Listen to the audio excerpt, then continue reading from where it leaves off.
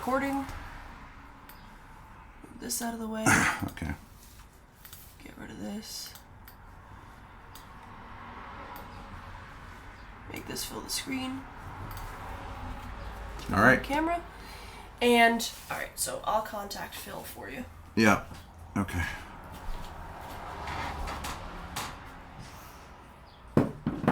So we're going to transfer this. I'm just going to get Phil comfortable. I can transfer to a different one, right? Yes. But you just have to send everybody over there. All right. Well, you will be in touch, right? You'll have your A device, at least your phone with you? Yep. Okay. All right. Hey, Riza. Hey, Olmec Head. Hey, Cyber. I'm not sure about who all you are. What you guys are. But, I set this up to discuss a couple of things with Phil, who said he would join me, but isn't joining me. So we might go over to just an open chat room.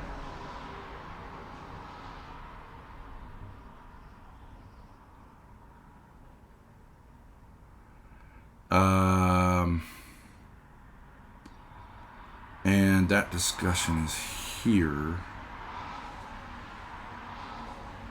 So he said yes, 9:10 a.m. It's 9:26. There he is, Phil. So you got to raise your hand, Phil. Oh, okay. He did. He raised his hand. Request to speak. Okay. So invite to speak. Okay. It's a little weird in here, but all right. Phil requested to speak. Phil, I think you have to answer my request.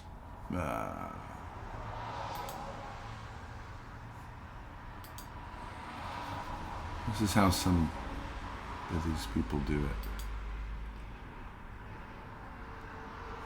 Phil, I've invited you. Invite sent. Phil, you got to respond to the invite.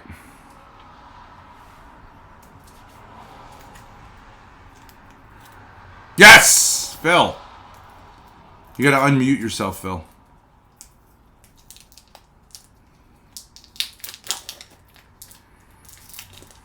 Hello. Phil! Hey, how's it going? It's going really interestingly. I think I'll use.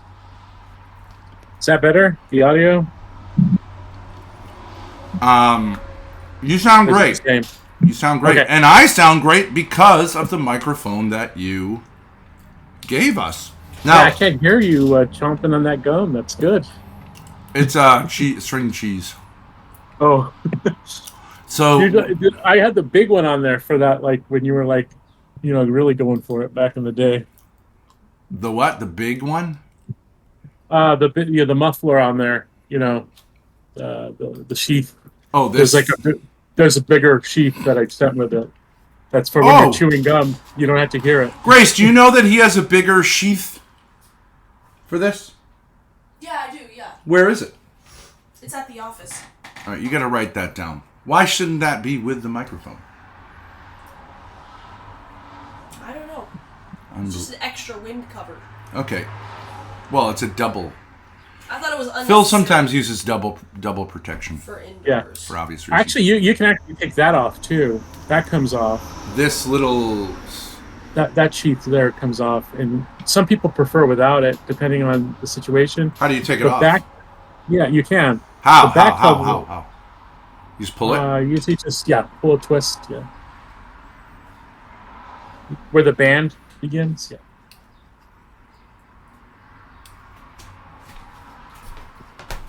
Grace, can you help me figure this out? Phil's saying you can take this off.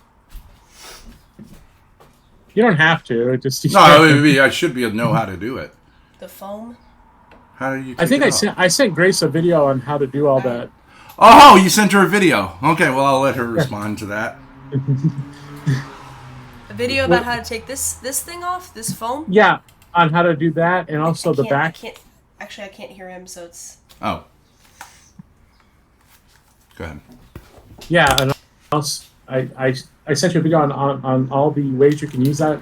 Remember that video I sent you along with it? And if you Yes. take off the backing part of that shield, right now I think it's at I think it's focused on the speaker. But if you wanted to capture like the ambience of the room, you can switch some of the settings on there too. Yeah, bass roll off, that kind of thing. Yeah. You know, Phil, that's really interesting because that actually goes to one of my points.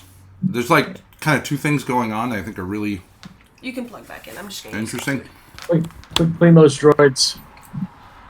My oldest son, 17-year-old son, handsome, very smart, very tech-oriented guy, Charlie, is going, his summer started yesterday. Uh-huh. Well, didn't it, Grace? Because he's out of school? Yesterday. Yep. Last exam yesterday. Today, technically, he has school, but I don't think he's going. It's one of those things. But I really want him to be the guy who takes on that stuff because I do agree that while I, sort of bust Grace's chops, she's got too much on her plate. Yeah. She's a celebrity. She doesn't need to, focus on that kind of stuff. I mean, I literally think we are going to get Destiny thrown in jail by the end of the day today. And I want to show you how that is true. And I know you think that sounds crazy, but I actually think it could very well happen. I don't know who Destiny is. Oh, okay. See, that's the problem. People in society don't know who this guy is, but he's probably the biggest streamer in live streaming. Oh. Yeah, the biggest live streamer, I would say. Not the biggest YouTuber, because YouTube includes like music videos, but like live streamer, I think he's the biggest. Grace was on there, and between YouTube, but also live streaming from his own platform, I mean, he'll pull like 20,000 concurrent viewers, which is quite a lot, right? You don't really. Know who that is. So he's this guy who's like he's the quintessential millennial, I think. Oh. Millennial kind of nerd. Ah. Who thinks he's cool. Oh. And who isn't cool. He's got real problems. Yeah. It's most people on the internet. But right, that's true. I'll be back in 10 minutes. Grace, can you just show me one thing? Just help me with this, and then I'm going to learn how to do more stuff. But think about Charlie today. Okay. Because he can talk to Phil. You know what I mean? He can look the stuff up. Yeah.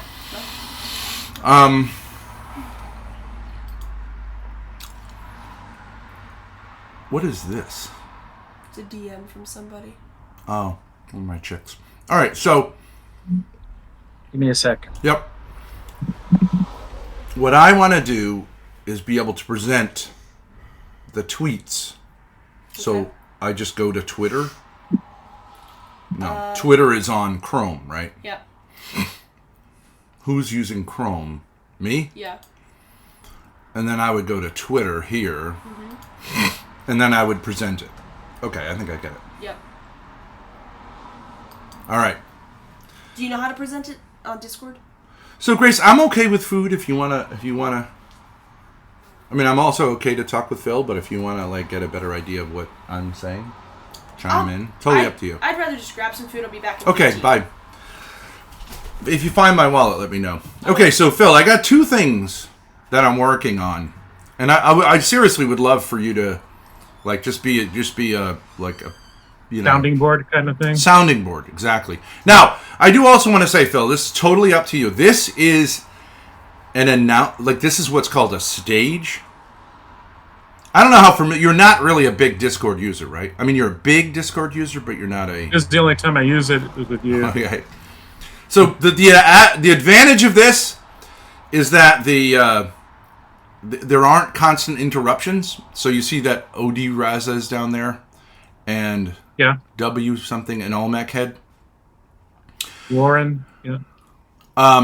The disadvantage is so they can't interrupt. The disadvantage is it's kind of I don't know. It's sort of like there's a They have to raise their hand. You know what I mean? It's sort of To be allowed.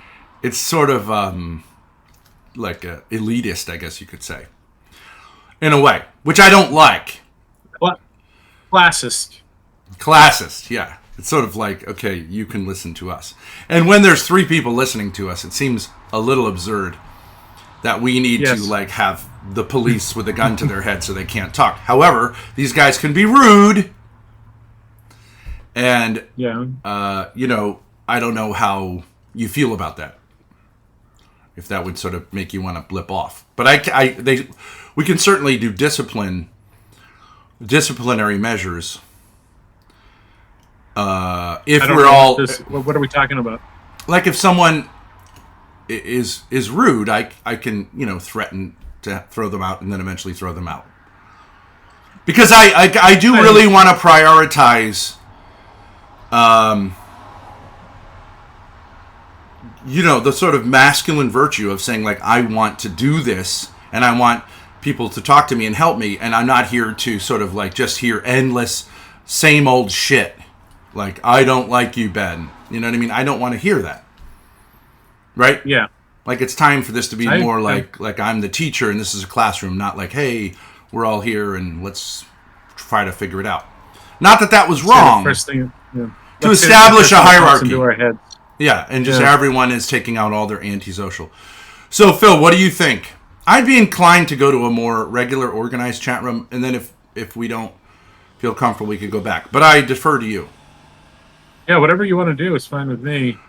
All right, so let's hop over to general. Okay. Let's hop over to talking.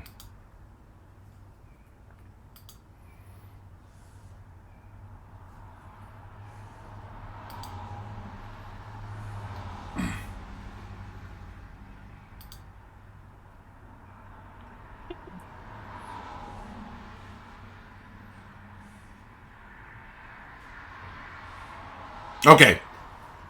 And this is Reza, who's English, and I can't see that name. I don't know why I can't see it.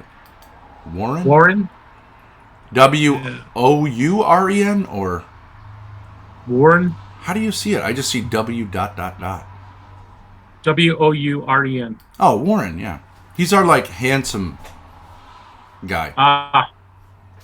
He's the one that brings in everyone.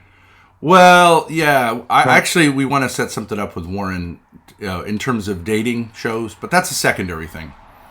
We're actually... I want to create a...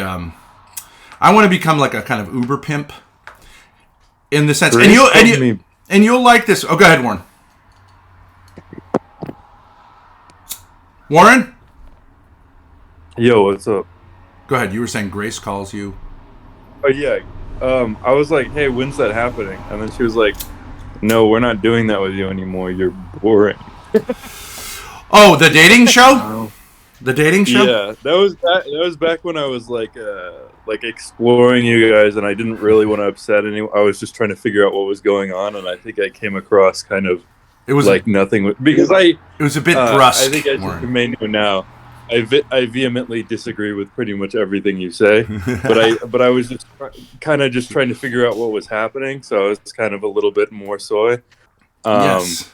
Yeah. Oh, I'm glad to see you again. Came across as very boring. We have actually, Warren. We have every intention. Actually, you could help us out, and it's even a financial thing. I want to do this quickly, but I want to run this across to you, Phil. You're a Catholic, right? Okay. I actually am saving a female from a life that she has embarked upon in pornography by being her pimp daddy and making her a streamer I'm pimping her personality. So that's virtuous, right? That's undoubtedly virtuous. More virtuous. What do you mean more virtuous? Oh, that's a more virtuous life. Yeah, and there's nothing morally wrong. And obviously we're using the term pimp jocularly. I'm not going, right.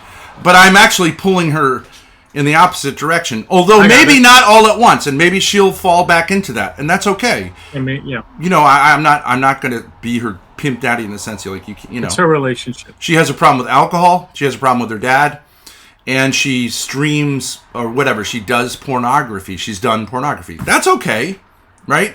And it's okay to say, like, you don't have to solve all those problems at once. I've been going through this thing of gradualism. I really believe in that.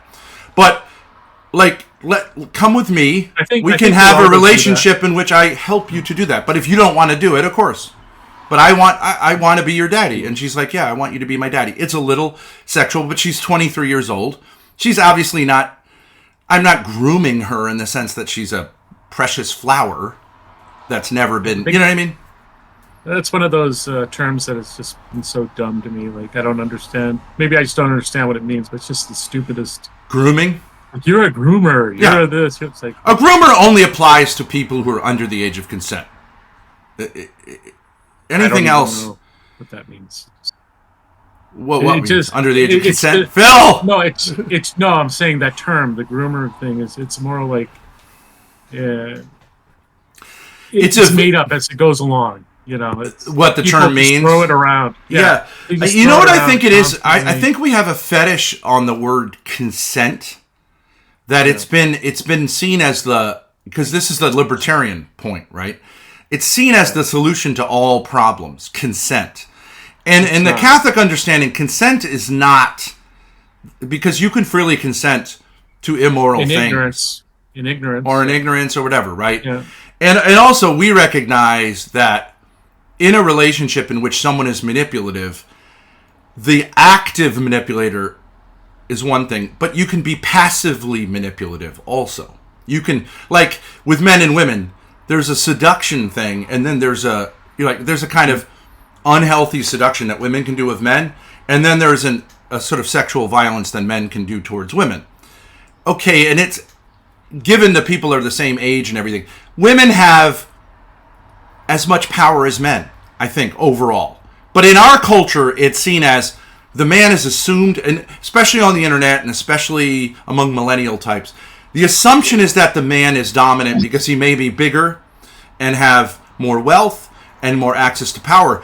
But what we're forgetting is that females, especially younger females, have enormous sexual power over men, right? It doesn't work the same way, the other way. Right? Psychosexual power. I mean, not just sex, but like the whole idea of being a woman it's really appealing to men. And women can be gold diggers. And people under the age of 18 can be predators. Females and males can be predators. Yeah, for sure. Which doesn't mean it can't happen the other way. I'm just saying... You're out of your mind if you don't think a 17-year-old girl can ruin a teacher's life, for example, by being predatory. These are all fringe people on the fringes, though. For the majority, I guess you would see more it's more aggressive behavior in males than it is in females. It's more aggressive in males, but evil on both sides. I mean, I knew a guy. I don't know the whole story, but I knew a guy who taught on an island offshore here, Black Island. Okay, so it's a small school, and, you know, it's like, they're all rich kids. It's a very small school, but they have to do it because, even though it wouldn't warrant having a school, but it's on an island, so you can't really bus. You'd have to take a ferry every day. Okay, so it's a weird community, and a guy was teaching there, and a girl made an accusation, and he claimed, like, I never ever did anything, like, and it was like kind of like he's creepy. It wasn't like any accusation of touching or anything like that. And like his reputation was ruined, right? Yeah, she's just saying, I felt like he was being creepy. Okay, so maybe he had an erection and was walking up and down the classroom. Maybe, I'm just saying maybe. We're adults, right? Maybe he kind of had an erection and was walking down. Okay, that would be creepy, right? If you're with, kids, you should, if you have that experience, you should ask yourself what's going on here, but at the very least, hide it. But so maybe he was doing that, but maybe she also was fantasizing. You know what I'm saying? Right. That he had sexual feelings when he really didn't. And that can happen to a girl who's 13 or 14. She gets confused, and maybe she has hostility towards her dad, and maybe her dad has done something to her. You know what I'm saying? Like, and I think there has to be something more than just creepy. You know? You can also see something there that isn't there. How many times have we seen that? With, like, I remember I used to, when I go to high school, there was this girl at a bus stop, and we'd be waiting there, and here would come a guy. His name was Matt Panino. And she'd go like, "Here comes Matt Panino. I don't even know why he comes. He's like he's trying to he's after me." The guy didn't care about her at all. Yeah, Didn't yeah, even yeah. acknowledge her existence. But, You know, it's all built up in her head. Yes. No. Yes. So it happens. Especially young people, right? Okay, and they are. Yeah. You can say what you want about 13, 14, 15-year-olds. They're sexually engaged, even if they're not sexually active. I mean, it's not like they are not. I mean, I just actually tried to get in touch with 3 girls that I knew from high school that I felt like it's been long enough where I can just, as adult to adult, say, like, just curious, right? So one of them was a girl named Sarah, who I was so in love with in high school. And I thought she reciprocated. But, okay, so that, and I was just purely in love with her. I had this date that I wanted to go on with her by the seashore and just like treat her like a princess. Not a princess, but like, just like read her poetry. I just loved her so much. Special. Yeah. Okay, then there was another girl who lived across the street from me named Katie, who was beautiful, and still I looked her up and I'm like, holy mackerel, this woman is beautiful. Never got married and had like issues with her dad. And I remember once I was coming, I believe this is true, but maybe this isn't true. I think I was on my way to the bus stop and I was early, and I saw her in her room, which was right like on the street, and she was topless. And I just about lost it. Like that image was burned in my mind. And she's a very beautiful girl. She's my age. It's nothing crazy. And I was kind of a creep subsequently. Like, I just wanted to see that again so bad. But I never left my property, but I would try to get a better angle behind a tree or something. And I had the feeling that someone saw me. And I just felt guilty about it. Car accident. Well, I mean, I spent hours just hoping she'd be doing, but I never crossed the line. I was never crawling up her thing, and I never wanted anyone to know about it. But I can imagine, like, the neighbors, because we had a kind of open. I was across the street. People could see me. I mean, I wonder if they called my mother, who told her, or something like that. But she moved out, and I was convinced they moved out before the end of high school, and I was convinced it was because, like, she told her mom, and her mom was, like, really nice about it, like, didn't want to embarrass me, but was like, it's too creepy. So how much of that is made up in my head, I have no idea. It could be that she's like, no, I had no idea. That's perfectly fine. I should have had the shades down, which is true. She should have had the shades down, right? I mean, it's whatever. And then the third girl was this bad girl. Her name was Kirsten. I think when you're younger like that, I mean, when I was a younger male, and I was like lifting weights and stuff like that, I wouldn't mind. You know what I mean? Like you wouldn't do that kind of thing, but you would do it subconsciously because of the way kind of thing felt about your body at the time. Oh, you mean that she was sort of flouting it? Yeah. It was so early in the morning, but maybe. And I was always the boy next door, and I was always the nerdy, like sort of good-looking kid, and she was sort of like more popular. So maybe. Babylon 5's coming out with a cartoon. I don't know what that means. Well, it's a sci-fi thing. Oh, it's not the Babylon Bee. That I know what that. No, Babylon 5 is a cartoon version. At the same time. Yeah, I just saw that. Someone sent it to me one way. So the third girl was this girl named Kirsten, who was a German, like of German ancestry, but I was in all the smart classes. She was in the smart classes with me, and she was like this kind of fun girl who always treated me like poorly, and I loved it. But she was beautiful. But I remember at the very end of high school when because I hit puberty super late and I was super young, so I became much more good looking. I think everyone was like, "Oh, we never noticed this guy." And we went on a trip to Newport. Newport's like with a teacher who had a sailboat. It was really cool. But he let us sleep on the boat, and it was boys and girls. And she paid me a lot of attention all night. And what I mean by that is she talked with me. But she knew what she was doing, you know what I mean? And I was up with her all night, and I was totally in love with her, and then like I was convinced that I was like we were meant to be, and but then the next day I think she just used me like as a way to get attention. All right. But whatever. I think she really liked me, and I kind of wanted to like, kind of say to her like, just sort of like jump her. You know what I mean? Like in terms of making out or something like that. In retrospect, I think that's what she wanted me to do. And well, I think that's happened before. When I was doing a trip on Amtrak. I went all the way, went across America. I came back. There was this one college girl, and pretty much in Chicago back to Boston, it was that situation where we talked all night. Then we kind of, made out. It was like just to pass time, really. Okay, yeah. But sometimes you could feel like, well, that's like the connection, right? And I did think this girl was terrific. She would have been so young much fun. like that, I would have loved to have kids with her. I mean, but she was a ball buster. But I love that type. But and she's now very happily married with kids, and I see that like she's very. So anyway, so I kind of like contacted them on Facebook, and kind of in a way I think it was okay and not creepy. It was just like, it's been a long time. I just want you to know, like with Sarah, I was like, I just want you to know, like you were my muse, and I really appreciate that, and you seem like a wonderful person. And I knew that she had actually run for Congress, and I was like, good luck with everything. Oh wow. And then with Katie, I was like, I just want you to know, I didn't say anything about being a creep, but like it was great being your neighbor, and you were so nice. It's true, you're always super nice. And I still think about it fondly. Yeah. You know what I used to do? You know what I used to do with her? It was weird. It's like the proto-sexual thing. I was like, I want to take my penis and give it to her. I had this like almost like, I wish I could just take it off and give it to her. I know, it wasn't like I had the scissors or the knife ready, but it's just like the thing. It's like my penis wants to be in her, which is healthy because she's a beautiful girl. So... And then with Kirsten, I felt... And then when she moved away, I either just tell me, like, I moved away because you're creepy, and I could be like, I'm super sorry about that, or just be like, whatever. You know what I mean? Just to have some resolution. It's been 25 years. And she's single, and I'm single. I'm sure she moved away because her parents needed to move. Right. I doubt it had anything to do with it, but I never got... And then... So what happened is interesting, because, you get your yearbook, and you're hoping, like, then someone's going to tell you something they never told you before, because it's the last time you're going to see them. But Kirsten stole my fucking yearbook after Katie had signed it.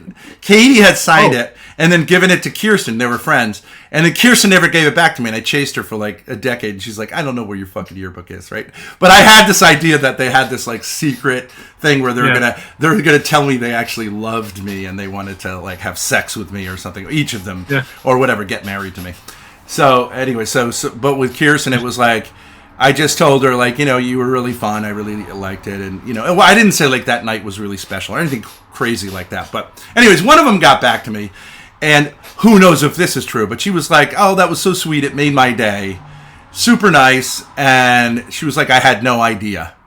Oh, right? Nice. Which I can't believe is true. But I don't know. It's good that she took it that way, too, as a compliment. Things like that. Yeah, right. In this world, who knows?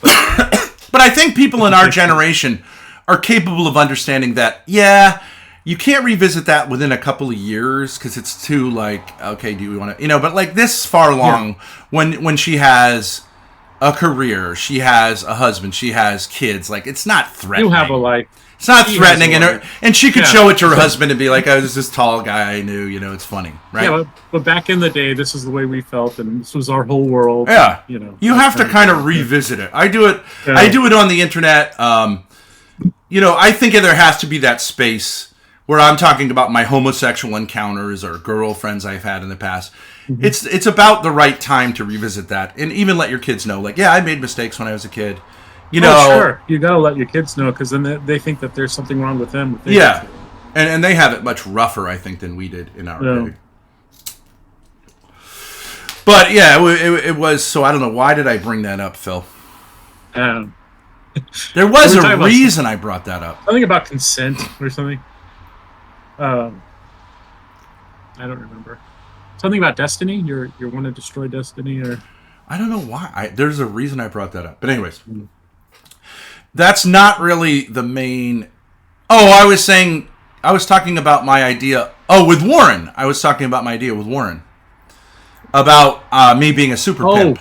Me being a super pimp and getting this... let's say fallen woman would be the old adage for it, right? She's a fallen woman, and I want to gradualize her to where... Maybe the good parts of what she does, which is to, like, she's actually, I think, really loves to, I think a prostitute, it's interesting with prostitution. Our Lord had a very close relationship with prostitutes, it seems. You know, and I know sometimes people exaggerate that or make that scandalous, but I imagine, Phil, that's because his mother, right, must have been kind of living under a cloud because they kept it secret and yet everyone knew something was off, right? So she must have lived under a cloud for those 30 years, you know, and been seen as, well, people whispered. No? I don't know. I know, like, the life that we know that she had was that she grew up in the temple. She was a consecrated virgin. But what I'm saying is she was with child, and everyone knew that Joseph was betrothed but not married to her. Right. Right? And it doesn't say she only told Joseph, right? I mean, I don't know how that works. I imagine, you know, things get out, right? So, right. And it's not like they said, oh, an angel came to us and this is the Son of God, right? Because they knew that's going to be disaster for this child. What God's doing here, he doesn't want public. So I wonder if she lived under a cloud and that Jesus always had a kind of sympathy for, because you do see it often, that he has a tremendous sympathy for women who are judged, especially by men, but also by like a kind of Pharisaical society, especially for sexual failures. I think that is a note of his personality as a person. Well, he could read the heart of the person. Yeah. I think a lot of these people were so downhearted because of the choices they had to make, not so much. It's sort of like you're back to your culpability and consent. Yeah.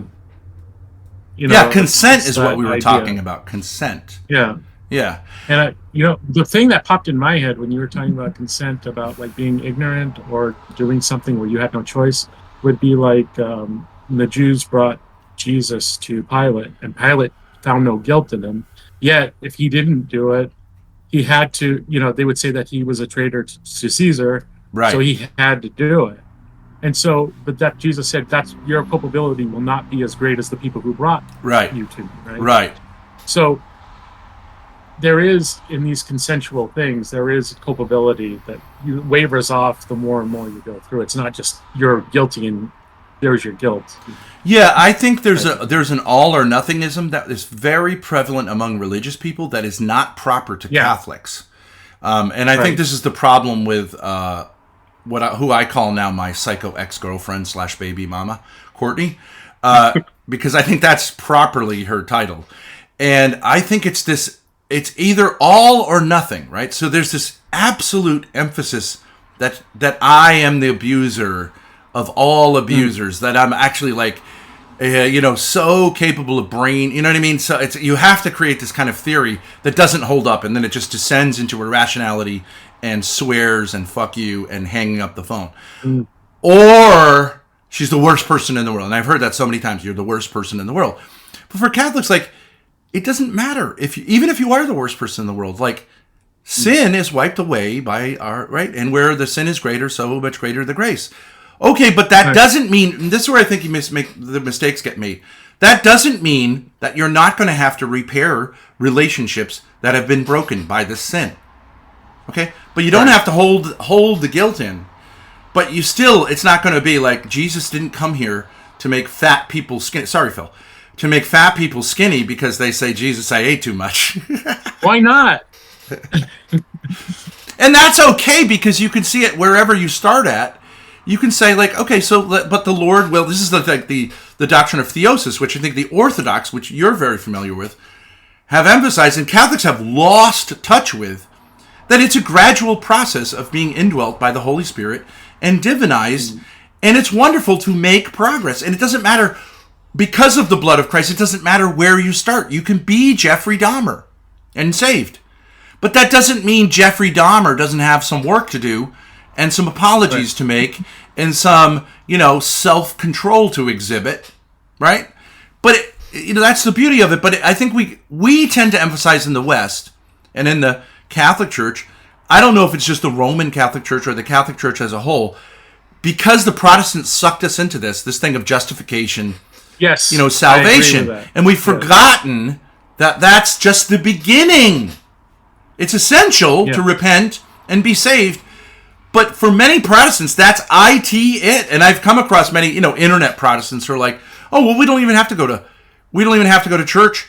We have no obligations. And like even sin is forgiven by Jesus automatically, in a way that they don't even like, which is not even a mainstream Protestant idea, that you're just, saved by Jesus like passively. And so there's no moral accountability whatsoever. And there's no such thing really as hell if you're a Christian, which means that you say once, I believe I take the Lord Jesus Christ as my personal Savior, right? I mean, that's a ridiculous caricature of Protestantism, but that actually, people believe that exists. And they also think other people go to hell because they didn't say those words, right? Right. They didn't. Yeah. Even though those words mean nothing to you, but it's like a magic sort of spell that gets you into heaven. It has nothing to do with you participating in the life of grace. And other people go to hell because they didn't say those words. And so I just live my life that way and think that a God who could have come up with that thing is the God I somehow worship, and yet they don't, right? And they, they're usually sort of agnostic, because who would worship a God who came up with such a ridiculous formula for the economy of salvation? But Catholics, a lot of people. But Catholics skew in that direction.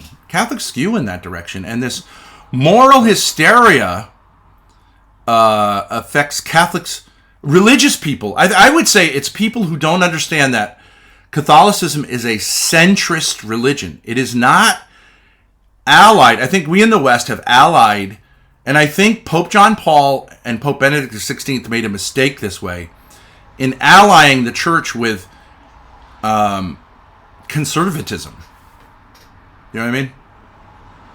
And I think Pope Francis is trying to shift it. And maybe he's shifting it too far the other way to get to a better center.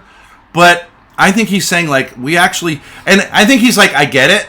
These were men who came from traditional societies, right?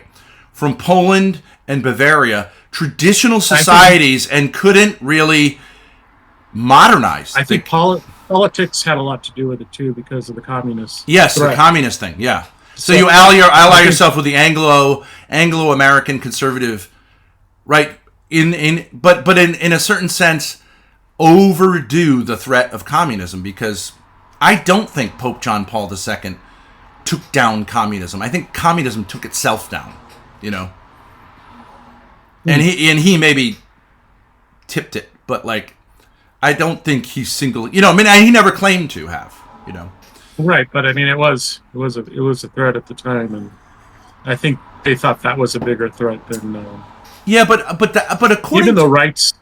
But according to Catholic theology, a totalitarian dictatorship is not capable of doing what the Anglo-American paranoia said it was capable of doing. You can't brainwash people. You can't, you know what I mean? You can't alter human nature through power because you want to. It doesn't work. The human spirit recognizes after a certain amount. Like my travails on the internet have shown me that even on the internet with the craziest of crazies, the truth emerges over time. Do you know what I mean? Yeah, mostly after everyone stopped paying attention. Right? People get sick of this, and it just doesn't hold up. Like the idea that there's some sort of thing like I sexually abuse Grace. Okay, but yet she's vibrant. She's engaged in life. She has problems. But this doesn't look like a man who, it just doesn't smell like it. After a while, people are like, well, I don't even care if that's true because whatever, right? I mean, and I think it has a lot to do with people's fantasies, including people in my own family, which is the odd part of it. But the truth emerges over time, and you don't have to fight it. That's what I'm saying. Right. You can make an argument, and I'm not making this argument, but like you can make an argument that the rise of the National Socialists in Germany was not something worthy of our sending our sons to die for. It's probably the best of the wars that the U.S. has engaged in, can make the best argument as a just war.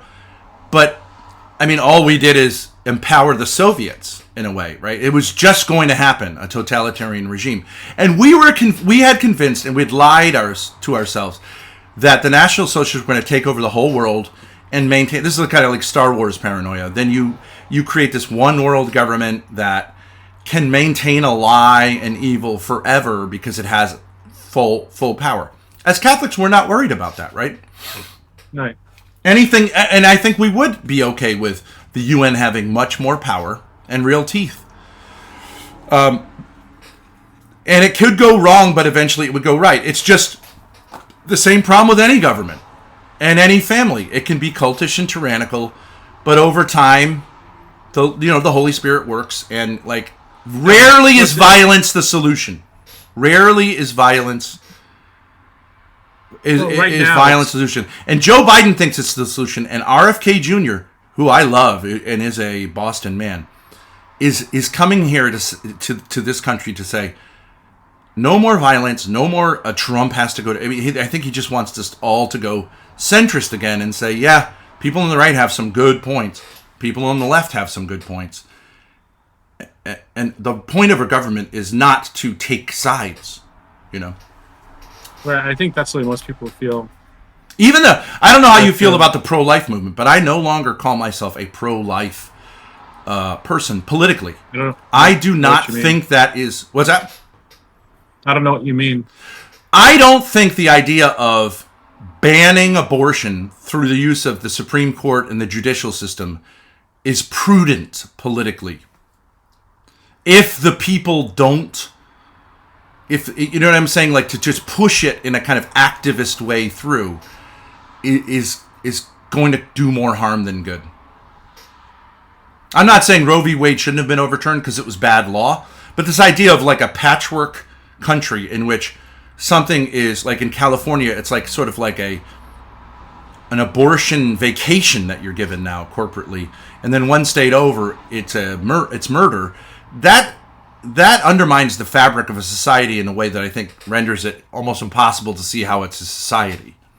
You know what I mean? So that's another issue for another time. But you understand what I'm saying. I'm pro-life in the sense that I absolutely think abortion is murder. But that doesn't necessarily mean that politically, I think the number one... Because I do think something has to happen culturally, where we have to see that abortion is... But what you're gross. saying is sort of like, as Catholics, we're not supposed to be pro death penalty either. Yeah. But you wouldn't run on it, being against... Yeah, the idea that this is definitely... Like, so some Catholics have said, and they misunderstand something, because intrinsic evil, there are things that are intrinsic evils. Yeah. That doesn't mean they're the number one political priority for Catholics. Right. Because lying... Well, masturbation is an intrinsic evil, but no one is going to enact a campaign of criminalizing masturbation, or it doesn't belong in the... It doesn't belong in the sphere. Slavery is also, and yet we're all on our devices. Slavery is also what? Intrinsically evil, yet we're all on our devices. Yeah, I actually am curious about that with slavery. I actually don't think you could say slavery is intrinsically evil, because I think... Well, it can be... I think there were canons that allowed it. It's a sin that... Well, slavery, not like, you'll have some people call wage slavery. So in other words, I'm not independently wealthy, so I have to work for a living. Right? Well, that makes me a slave, because if I don't show up to work, guess what? I don't get money. What I would say is, and I'm not trying to be an apologist for I think you call it chattel slavery, what we had in this country. Yeah. But we didn't exactly have racial slavery. Like, there were free blacks. No. Okay, so that's a little bit of an illusion. Anything about race? No, I'm not like pointing it out to you, but like there's an illusion about that we enslaved racially. That would be, I think, an intrinsic evil. But there are things that slaves, there were freedoms that slaves had that I couldn't have, or as like working in a corporation, because so many people say like, oh, if you had a corporate job, you couldn't do what you want to do on YouTube, and I think that's true. Yeah. But a slave, when he was in his slave quarters, could say whatever he wanted to, pretty much, to the other slaves. I don't think the master wanted to be in there, like, hearing everything about him. And he could smoke cigarettes. You know what I mean? Like, I'm just saying there were... I'm thinking more in general about a living wage given to someone. Which Right. I guess is not happening because that's one of the sins that calls to God for retribution. Right.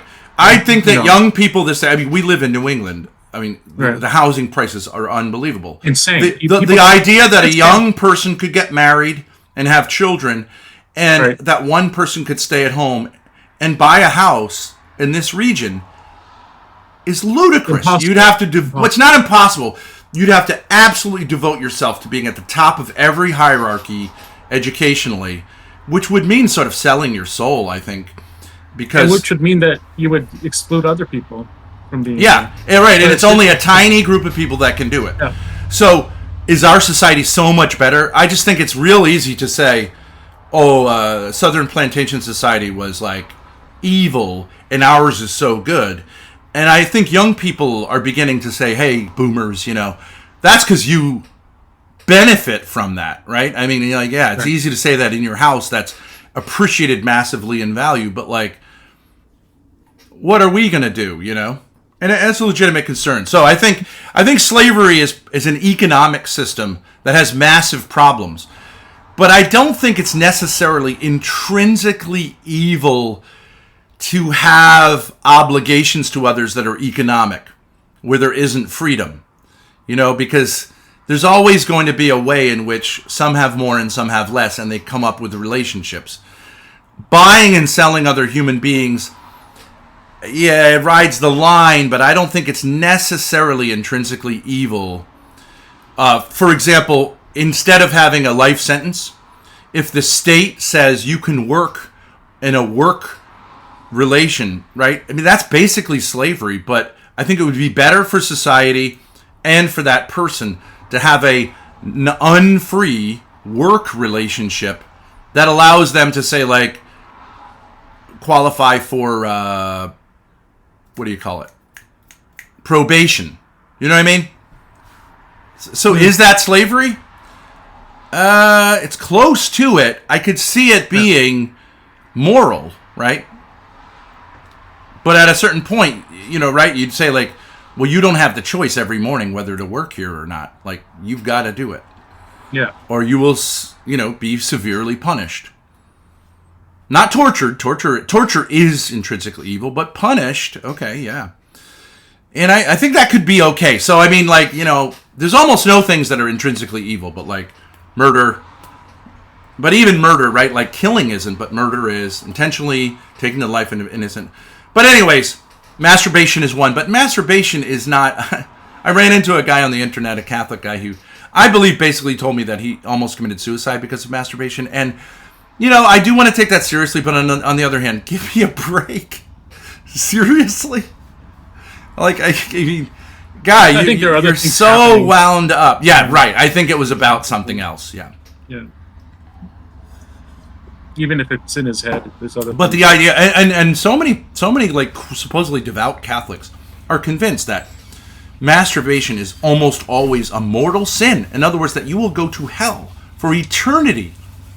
When the Catechism is very clear, and the Pope, this was Pope John Paul II, even said may not even have any culpability at all. Right? I mean, he's really saying, let's relax. Because I think Pope John Paul did recognize, despite being from a traditional background, and I'm sure not wrestling with that as much, that we live in a society, in a post-sexual revolution, in which the culpability level goes way down. Yeah. And good for him, And I think Benedict XVI also was kind of a liberal in this sense, in these senses, homosexuality, gradualism. And I think in the the society we live in, especially you're talking about culpability that you have, and you're talking about gradually bringing yourself to a place where God would want you to be. Yeah, it's going to be gradual. It's got to be. It's going to take a lot of prayer. It's going to take a lot of reliance and relationships in a society which kind of recognizes that you can't go from being like, I don't like the word incel, but you know what I mean by that. A person who spent an enormous amount of time in the basement to getting married to a woman. That's not going to happen without some bumps on the road, right? Right. And that's why I'm saying my e-pimping my eho idea is to get guys who are frankly looking at pornography, or then going to OnlyFans, which I actually think is better because it's relational. At least you're talking to the female while you're both degrading yourselves. But then go to something where, like, emotionally, you want a woman to be there for you. And I think, but she's getting paid for it. I don't even know if that would be sinful at all. It's a lot like therapy, but if it had a somewhat sexual dimension, I guess you could say that. But that's what I'm saying with this fallen woman. I want to get her to that place, which is much more dignified. And I do think, Phil, like, there is a way in which a woman who has fallen and has learned to please men in ways that are degrading doesn't have something that other women have, which is this sort of thing about male sexuality, because they've gone all in on it and they've seen it's not that big of a deal. And most of these guys, most men, I think, who visit prostitutes don't do so for sexual reasons. They do so for company, I think, more than either they're lonely or the relationship that they're in, often marriage, is fundamentally broken and they have no real spousal support. And I don't think that that's wrong that they're in that position. I do think that prostitution is morally wrong, but I mean, I think a lot of men would just like a woman to listen to them and not be a bitch. You know what I mean? I think that the actual act is just a way of saying, like, okay, I'm not going to do what these other women do to you. It's almost like performative, you know what I mean? It's not really about... Well, I'm happy if they don't listen to me as much as they don't expect me to listen to them. I've said I'm chasing the unicorn on the internet of a woman who is willing to hear me complain, and I've yet to find that woman. Because I think women should be more oriented towards listening to men than men to women. That's like the Old West, like those old movies you see. Like the woman... have the dinner ready for them. Don't complain about anything. But every woman and man I've ever encountered has said, that's weak sauce, dude. You cannot complain to a woman. Right. I absolutely think that women should enjoy, they should pay me for me to complain to them and they to be supportive to me. Because that would solve their problems if they could do it. It's not about the sex, because sex has an intrinsic power thing, right? And I found women who are willing to do that, but no one will open their ear holes and let me penetrate their ear holes with my complaints. That's my unicorn. Back in the day, we had there was a album that came out by Mike Watt. It was called Ball Hog or Tugboat, and he asked Kathleen Hanna to be on the album with him. And it was like a whole bunch, like Eddie Vedder was on there, a whole bunch of guys from the '90s that were like big. Were on there, and he decided, and he asked her to be on there too. She was with I forget the name of the band, but you know who she is. And she left this voice message on his machine about power imbalance. Like, her friend, when she was 16, had sex with like Flea from Red Hot Chili Peppers or one of those, and like, I will not be on your, and he put that on the album. He put what she left on the answer machine on the album. Oh, really? It's just so ridiculous and stupid, She's like, this is the destiny thing. This is the destiny thing. Power imbalance. Yeah. Yeah, and he goes, I don't know if the word power imbalance means anything to you, which is the first time I ever heard that phrase. And we all just laughed at it, and now everyone's just like saying it like it means something. Yes, it's like a neologism, and it refuses to recognize. I think it's fine to say power balance, but you're not counting sexual power as power, which it is. Yeah. And you get the Louis C.K. situation where women ruined his career, even though he told them freely what he was going to do, and they consented to it, and they weren't in any way confined. But because he was an up-and-coming performer and they wanted to chase his clout, they engaged freely in something which then they later used against him. I mean, I'm not saying that's a moral act, but to ruin a man's career, it just seems like we have to revisit that as a culture and say, like, no, Louis C.K., his act, his comedy says he does that, right? He asked them if they would do it. It did not involve him touching them whatsoever. They were free to say no. They said yes, and then they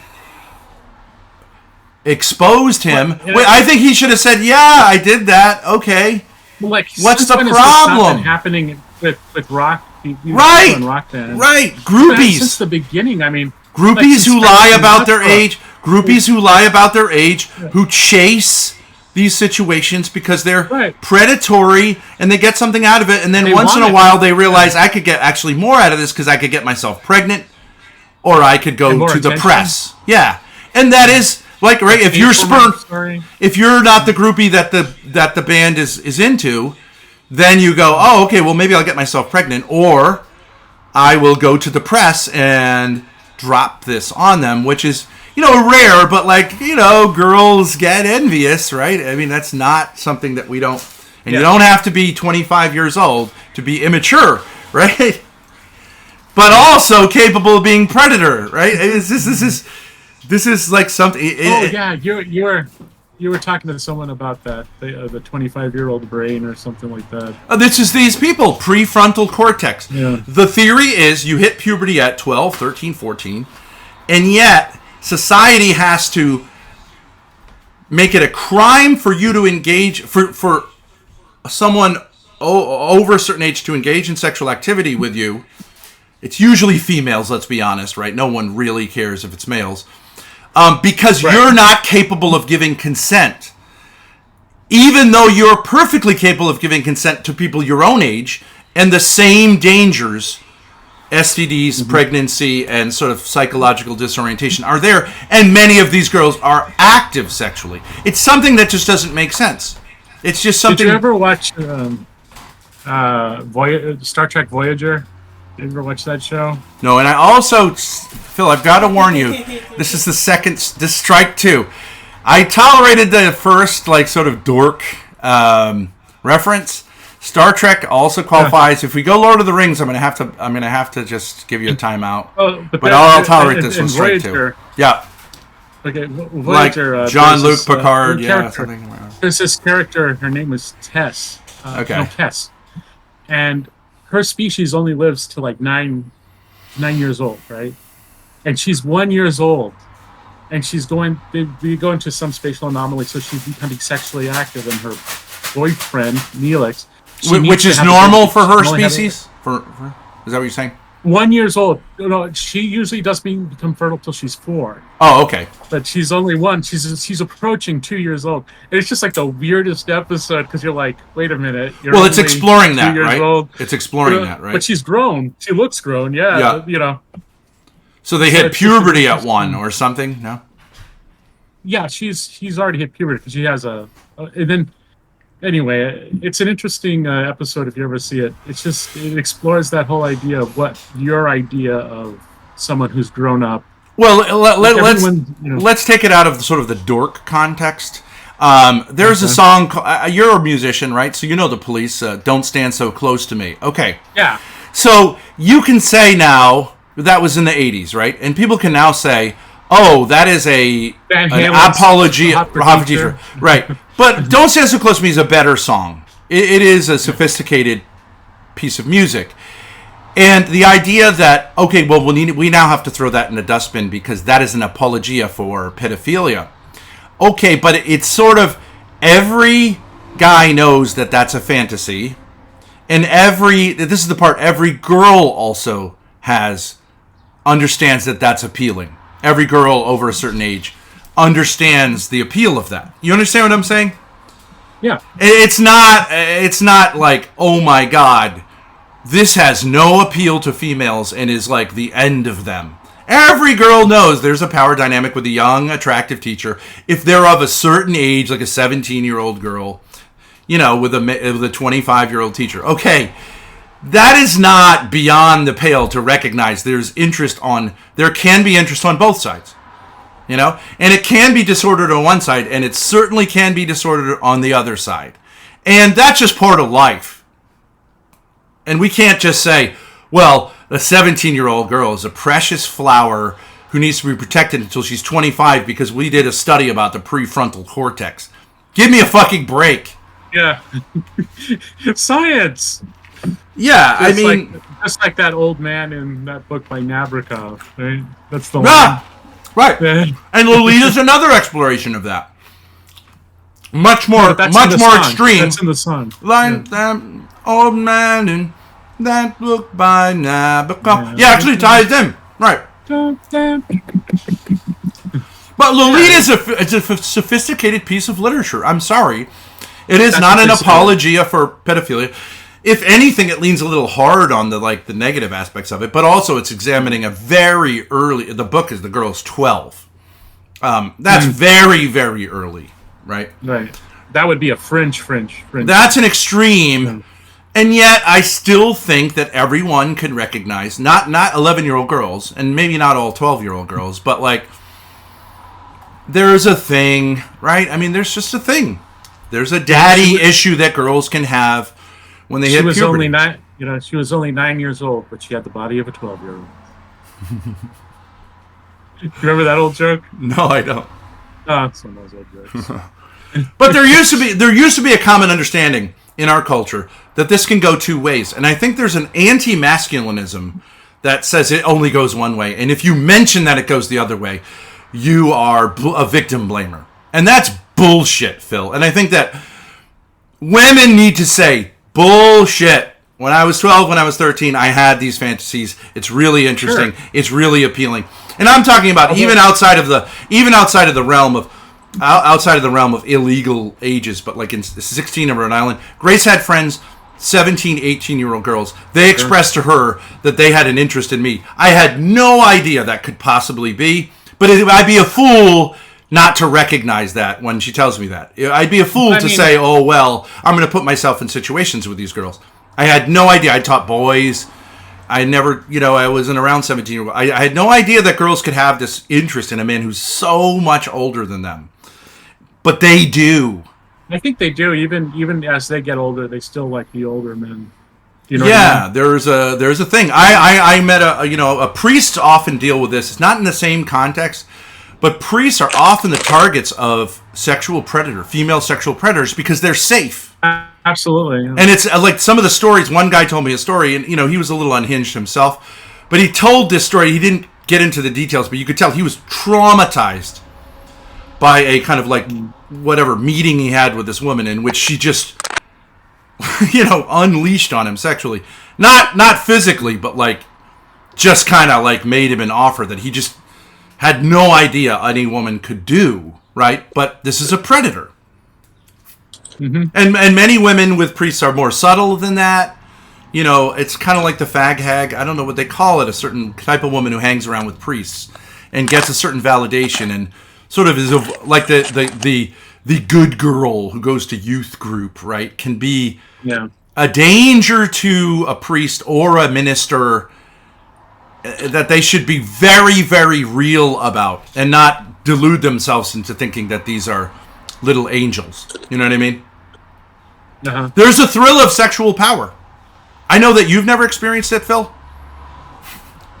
Oh, yeah? but for other people, it's yeah, I'm an alien to this world. That's why you've got to get away from the Star Trek and the chips. I don't have any chips. I gotta get some chips. That reminds me. Now that you mentioned it. I didn't actually like that you were putting down the wonderful people in food service yesterday. Well, I wasn't. I rely on those people. Yeah, I think it's a noble calling. No However, no.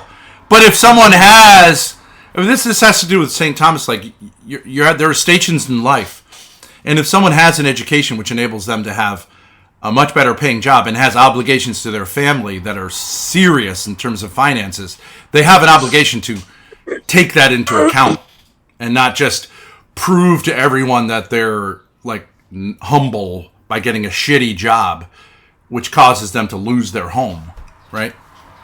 Yeah, I think there's also some people do it out of spite for their family.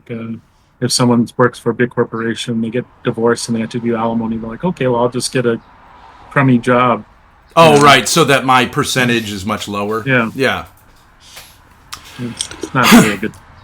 thing to do. All right, Phil, I got two things. And anyone's welcome to join in. Grace, I took it from the stage because it was me and Phil and three... Can we call them plebeians? Proletariats? The plebs. And I felt like it was ridiculous. It was ridiculously elitist. And now I think they're punishing us by being utterly silent. Well, to be fair, Rizzo was server muted, and I forgot to unmute him. Oh, okay. Oh, so I may regret my words. I'm just smoking. So, me and Phil have been talking, and but you want to take it over to your channel, or you don't care? What's up with the Chinese hats? I don't know. It's a symbol that you're part of the gay enclave known as Chinatown, which we have to apologize to formally in order to get audio that we failed to record on a Discord call between Courtney and I. It's a long story. But my apology is going to be in the Greek sense of an explanation. So it's mostly an insult to them. But they said the apology was to the gay enclave known as... So it's just one of these things, and like, so we're sitting there, it's like the ransom, like, so... I'm like, okay, well, give me the audio, and then I'll do the apology. And they're like, no, we're getting the apology, then we'll give you the audio. But as trolls, of course, when I give them the apology, they would troll me by saying like, okay, and you're not getting the audio. So how do you do this? We need someone we can both trust to broker this, to have my apology. It's the Mexican standoff in Chinatown. Yeah. We need it. We need like escrow. Phil, can you act as a middleman? I'll have nothing to do with it. It's all legal, Phil. Someone's trying to talk, but they're not succeeding. Can you hear me? Yeah, I hear you now. Oh, I said if you want audio from what, Shamu or something? I think it's Grossly who has it. We did like a 5-hour, I think some of you guys were on it, 5-hour Discord call in which I switched mics, and somehow Grace wasn't here at the time. But she told me what to do, and somehow only my audio got lost. So the whole Discord's there except for 4 hours of my audio, which actually would be interesting to play. Like, what does it sound like when Ben's not there? Or he's like, Can you make out what's going on just by my gesticulating and right? It just sort of, like, it'd be interesting for chat to, like, deal with that. I think we should do it both ways. The ghost of the RV. Voice. Is Shamu banned still? No. Okay, he's unbanned. Yeah. You were probably not about desktop recording, so they recorded your audio, but you didn't record your own audio. No, we have the audio, but just my microphone audio was not captured for some reason. It's not being broadcasted from your desktop. It's just, being taken in from your computer, so it didn't get recorded on your end, but they have the recording. Yeah, they have the full recording. Right. Yeah. I don't know how that could be, but whatever. And this is important because It was a very was in the important recording? call. It was a really interesting conversation. I mean, it was. I'm hoping that these was it conversations. about Star Wars? No, there were no dork references. Although a lot of people got strikes. I got up to 2 strikes. I don't think I banned anyone. Then we created what we call the homosexual timeout zone. Which is not a negative, not homophobic, but when men got too excited about talking with me and couldn't let me talk, we would put them in this frothing. Yeah. We would put them in the homosexual timeout zone just to cool off, and then come back, like a cold shower kind of place. Yeah. And that's I feel like is more welcoming. Because I think the idea, I don't want to have a Stonewall riot where we're putting people in prison, banning them, and then they're coming back and saying, I have rights or whatever. And I do want to say, like, homosexuals who have obsessions with, like, me as the daddy of the internet, I'm not opposed to that, and I think we can both benefit from our relationship. But it just can't be, like, sort of, I can't be, like, having, like, verbal... I'm not proud of it. I'm not ashamed of it either. I think you should. I think people should embrace. I want self-loathing gay men. I think it's a 2-step process. First, you embrace that you are gay, okay, and then we move. Like I'm gay. That's fine. I want to have anal sex with Ben Thorpe. That's fine. Happy, no problem. And then we say, like, okay, but is that really the fullness of who you are as a male?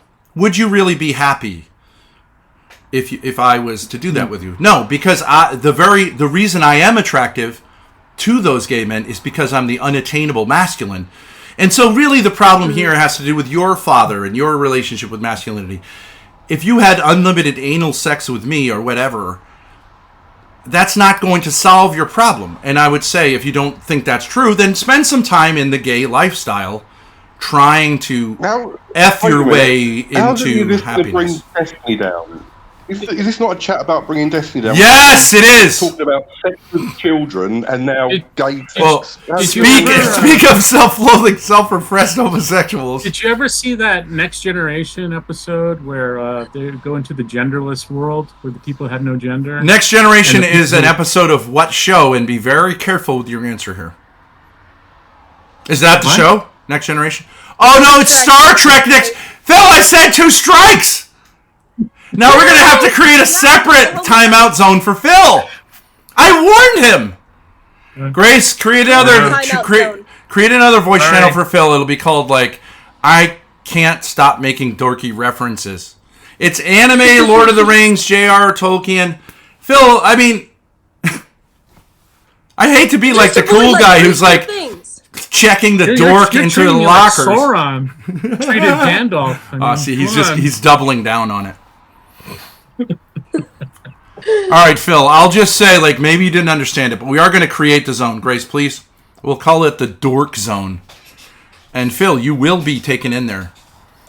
Thrown in there. Dork time. And there are lots of little, we'll put lots of little, like, dragons and shit like that. And if you want to stay there, that's fine. But here we learn to put those back on the shelf, put our, like, sword away, okay? And, like, all of our references to that shit. And we can talk about, like, music and art. So, Grace, introduce the Destiny thing and start with the tweet that Destiny freely made. Very short. And see if these... This is the Destiny thing. This is, I think, killer. I think Destiny is going to be in jail by the end of the night. I think that I will be the new king of Twitter. Or Grace will be the queen of Twitter. And I think it's provable. Grace, you know how to do that? I thought she already was. She's barely on Twitter. No. I have been making big tweets. But I've told Destiny and Hunter Avalon that they're over. And now, like, they handed it to me on a platter. Do you guys see my screen? My screen share? What was that? What was that? That one that you did, Grace, Queen of the what? The Trolls or something like that? Yeah, the Dance of the Troll Queen. Yeah, that was a good one. Thank you. I love that one. Okay. Do you guys see my screen? Thank you, Phil. Wait, while you're setting it up, Grace, I'm going to show Phil what's available to him in the dork zone. This kind of shit, okay? I'm going to put this whole, like, here, you can say, is this a Pegasus or a Griffin? Those kind of questions. It's a Griffin. Right, exactly. You know, various wings of fantasy animals. This guy. Okay? You can try to figure out. A matador. Right. This is some kind of thing that you can say, like, has to do with male and female, or whatever you want to do. Is the embodiment. Elvin. I know you can pick your, like, heroic knight that represents you. I don't think there's a fat dork in here. Yeah. Because why would a fat dork fantasize about being a fat dork? I fantasize about being the fattest dork. Well, I don't think they make that figurine. They represent, collectively, it's a fat dork. But it's like a mean troll and then a knight in China. Collectively, it's just a fat dork. I got the griffin hand. I got the matador leg. Then what's an elf? Look at this guy. Ooh. I shall protect my golden horde. Oh, yeah, this is where the wings go into. It lost its wing, Yeah. You can, like, we'll give you little craft paints. You can, like, paint them. I would. Yeah, you can paint this, Phil. Colors. You know Look. what? That's what my 11-year-old brother likes to do. Also. You know what? Phil, does that make you feel like? Does that make you feel funny? Whoa, where's the wing? Ah! Put it back on! I need it. Who's Watch playing it. this thing? Truly satisfying. We used to play Risk. When I was a kid, we used to play a game called Risk. And I love it. Like, I love that game. And we used to get those little paint brushes. We used to paint our own, like, soldiers. Oh, yeah? And paint the things. Yeah. Oh, man. That was cool. Have you ever played Axis and Allies, Phil? Oh, yeah. Yeah. Oh, board Phil, wait a second. No, but this I won't kick. Is this nerd world? Should we go back to But dork? Phil, I got need to go to the dork. Phil! I've got 4 sons. Yeah. One's an adult with some serious issues, okay? 3 of them are not adults.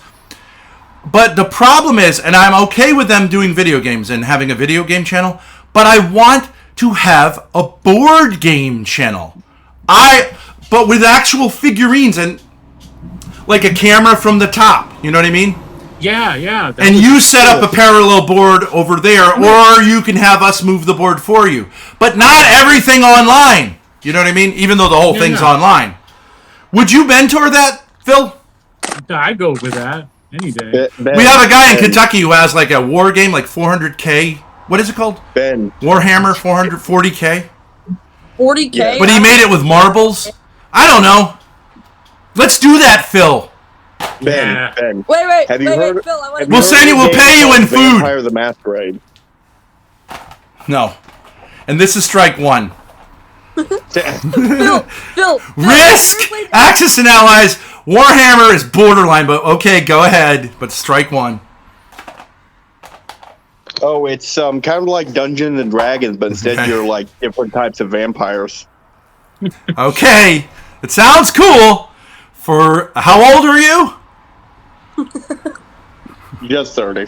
He hasn't played it in a while. All right, but wait. I'm going to help you. These are all games we played when we were the 90s. No, okay. So, but you're 30. Okay, so you can't play this game with other 30-year-olds, or you are in like the permanent dork zone in life. I haven't played it in years. I played in high school because it was okay. But for I'm not saying you're an older man, but like for a full-grown man who might want to revisit this, that's perfectly fine. If you're doing it with teenage boys, right? Because you're mentoring them, or you could say grooming them, whatever. I don't care. But you're mentoring them, like, because they don't have these experiences that were normal for Phil and I as like sort of dorky high schoolers. Less so in the 90s. I'm sure you were like really in that league. But actually, kids today, even dorks, don't even play these games very much, except very few. That's what happened during the 90s. There was like this weird culture for a second where being nerdy was the cool thing. Well, it still is in a way if you're like Bill Gates and stuff, right? Yeah. Yeah. I'm saying, Phil, let's trigger a board game revival. And then we can have actually, Phil, we could actually have a meetup, right? Because you're in Boston. Mm-hmm. We could meet up. Yeah. We could meet up. I have a place that could be dedicated. We could do it Axis and Allies. Have you ever seen the craziest Axis and Allies where it's like all 3 boards come together? It's like all of them. Okay. But I have a studio. We could set up cameras and we could leave it. You know what I mean? Like you could go back to Boston because you're not spending the night with teenage boys, Phil. Sorry. Get your food. Okay. I have my own teenage boys I can spend the night with. Okay. I got 3 sons. Live with, usually. Well, whatever. I'd use the phrase live with, but who live with me? I'm just kidding, Phil. I'm just kidding. It's Live funny. with me? Right. Not so much spend the night with, like, let's spend the night together. Do you sing that song to your sons? Now I need it more than ever. Na na na na na na na na na. Let's spend the night together. Let's spend some time. Dad, that's not really. Let's do the Ed Sullivan. Yeah, the Ed Sullivan. Let's do some board games together and then fall asleep in like a sleeping bag kind of tent way. That's not like pervert Boy Scouts. Okay. I would do Risk though. Risk is the cool one. That's like one of my favorites. Do you feel like Risk is the purest? It is. And that the other ones... Okay, but Risk, there's a strategy that's almost unbeatable, which is you take Australia and just act like an asshole, right? Mm-hmm. No, you can beat that. If the dice are on your side, you can do anything. All right, so I have one more question. We have to move on, Phil, or you do go to the dork zone. Do you allow in Risk for alliances and side talk, or you say, like, no, you just play with the pieces? It depends on how many players. If it's multiple players, you gotta have alliances, or it's gonna take. What do you mean multiple players? Do you play by yourself? Well, if it's like one, and really think about the answer to this question. 5. I've played Risk by myself. He just sits at the before, table yes. and moves around to different positions. I have. It's just no, Phil, if 5. Anyway. No. But the problem with it's like solitaire. It's like Phil. Do you guys realize if you two played Risk, you're literally Kramer and Newman from Seinfeld? Like, literally, you are. That is true. We'll run off of the board and go back to Warwick. But Phil, if you have 5 people playing and you allow for alliances, that game is never going to end because the guy who's losing is going to make an alliance to keep himself alive, and then it'll never kind of end. The guy who's losing usually gets beat up on, doesn't he? I mean, I don't know. Well, yeah, that's true because you'll betray the alliance. But how do you enforce the alliances if you say, like, I won't attack you in 3 rounds? You can't. It's like real life. So it's just like you. Okay, it's just based on trust. Can we send Ben to the dork zone? Yeah, I think we should go over there. Yep. All right. We're dork maxing and rotting. Where is the dork zone? zone? A dragon I can pull down from somewhere. It's underneath talking. I will send myself to the dork timeout zone, but I won't hear. What I'll do is I'll just mute myself. How about that? Hey, my oldest son just turned 21, by the way. Really? Yeah. Do you take him to a strip club? No, I was like, hey, I'll take you to a bar, and he's like, oh, I'm going to do something with my friends. I'm like, okay, well, why don't we just, go out for lunch, and we had like a burger, and we had beer. It was fun. That's cool. Yeah. He bought a bottle of tequila all on his own. I'm like, oh, look, he's doing it legally now. Phil, I don't understand. I can't understand, Phil, how the prospect of going with you to a nightclub would not I wouldn't appealing. go. Or a bar. No. We have like an Irish pubs all around here, so we go to the Burn, listen to like the fiddle playing. I see what you mean. Yeah. But that sort of that takes like drinking and then weaves it in with like Celtic heritage and sort of ruins it, doesn't it? Everyone knows that Celtic heritage is the worst. I like doing it. I know. That's my point. That's my point. I'm saying, good for your son. Good for him. That's the right choice. Yeah, I went with his friends. Yeah, I said fine. We'll just go get something to eat at lunch. It sounds to me like you were a little bit passive aggressive when you said that. Honestly, you guilt tripped him into lunch. Actually, I was very happy because that means I got a message from him. What's his name? What's his name? Elijah. Oh my God, poor kid. Well, I see the problem here. My kids Elijah, Gideon, Rebecca, and Jacob. Oh, Gideon? Those poor kids. Yeah. I'm going to get them together and have them revolt against you and just say, why couldn't you name me Bill? You're one step away from like Athanasius. You realize that? Ah. Well, I was more into the. That's like a black person naming their daughter literally Quenisha, right? It's like saying like, I'm just leaning into this joke. Yeah, I like Elijah. Yeah. Do you remember the song? I'm gonna mute myself. You remember the song by Johnny Cash, A Boy Named Sue? Yeah, of course. So it was like all about how like, why'd you name me Sue? My name's Sue. How do you do? Right. So I guess you trolled your kids. You assigned them a name at birth, which forced them to deal with who you are. You could have just named them like a normal name, like Matthew. Like, what's so bad about that, William. Phil? Bill. Michael. Those aren't even saint names, Thomas. right? They don't even have a day. Yeah, they are. Elijah. Yes, They're Orthodox saint names. Elijah? Saint Elijah? That's Prophet not a Catholic Elijah. thing. Well, I mean, I wasn't Catholic. I mean, not a Catholic thing, but there's Saint Riz Man. That's me. Saint Riz Man? Yeah. Patron saint of Riz. All right. I think probably St. Paul has the most riz, in my opinion. Saint. Probably. I think Pope Francis, who I believe is a living saint, but I would not. I think has quite a bit of risk. I don't know. Pope John Paul II. We're gonna be dorks. Well, if I want to be a dorky Catholic, and then I'll flip off. Saint Pope John Paul II, which I think you should choose one or the other. It's just like Saint John Paul the Great. Okay. Has the most riz that any other human being has ever had. How do I know that? Why? What is his record? In human history, he is the most what? Oh. Longest serving pope? No, as a human being. It's not a pope thing. Oh. He spoke live to more people than any other human being in history. Through either the masses or the Youth Day and all that stuff. So he's the ultimate sort of celebrity, honestly, in that sense. Not more than the Beatles, though. Oh, yes. Live? Yes. I'm just joking. It was more than the Beatles. Actually, if you recall the Eucharistic Congress of Manila in 1995, there were over 2 million Filipinos present. I'm not saying we're better or greater than Jesus Christ as a person or as a thing, or whatever it is. Hey, we found another mimic. Hey, Phil, can I tell you one last thing, and then we'll go to the Destiny thing. So we're big RFK Jr. fans, and they're going to pummel him because he's a Democrat. I don't like him, Phil. I love the man. I'm going to say that. I'm a full-on devotee. I love him. I love his history. Such a dignified man. I love the Kennedy family. I love their money. Love his father. I love RFK more than I love JFK. Even though he's nerdier. He's the heart, But what we're going to do is provide him the ultimate benefit to his campaign, which is that we are going to openly mock The Voice.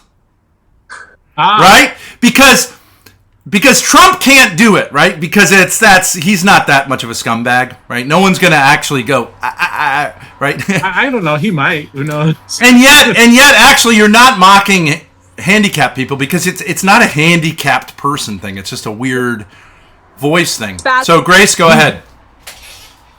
He sounds like his grandma. When I began looking into the vaccines, I realized that in order to be an effective attorney, I would have to be medically proficient. So I... Okay, do that voice as Ryan. Crossover? Wait, I want to tell you guys my... No, but Phil, don't you think... Here's the thing. Don't you think he would think that was hilarious? And don't you think Saturday Night Live would have them on thinking that it's like edgy, but it'll probably undermine his campaign? And it'll actually work in his favor because he'll think it's fucking hilarious that a girl, especially that a 20-year-old girl trolls his voice. And then we just, as a country, get over it. You know what I mean? Mm-hmm. Because it is off-putting when you first hear it. It's like, it's so stressful. Oh, what the fuck is wrong with this guy? It adds to his character though, because it kind of makes him seem like grandfatherly. It's like I don't know. It's like it's a. And also he can, because I mean he's good looking, wealthy, incredibly smart, but it's this like weird cross that God gave him, right? But it's sort of he knows it's nothing compared to the crosses other people have borne, but it is like for a politician. I mean the Kennedys have plenty of crosses in their family, and he was a drug abuser, but just it's like a physical manifestation. That's also a joke that God gave him. Is like, you're running for president and you have this voice that is crazy, right? It just, I almost want him to do a thing where he like clear, in the, I'll lose point. The movie Princess Bride, where the guy is down in the dungeon and he goes, "You're in the dark," and then he clears his throat. And he's like, actually, R-U-T-S. All right, I admit it. Yeah, I remember that. Then he clears his throat. I'm sorry about that. What we're gonna do is, right? It's almost like the RFK moment where it's like, someone gives him in the pit of the doom, right? Yeah. Oh yes, we're gonna hook your cries will not be heard.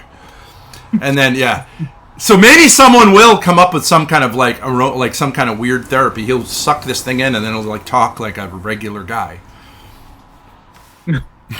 Well, Grace could do that as her troll, like, and then she clears her throat, and then she's like, "Actually, I'm just running for president as the, I'm sorry, I don't know what happened there. Anyways, All right. Wait, Grace! I want to tell one thing. No, you guys have dorked out.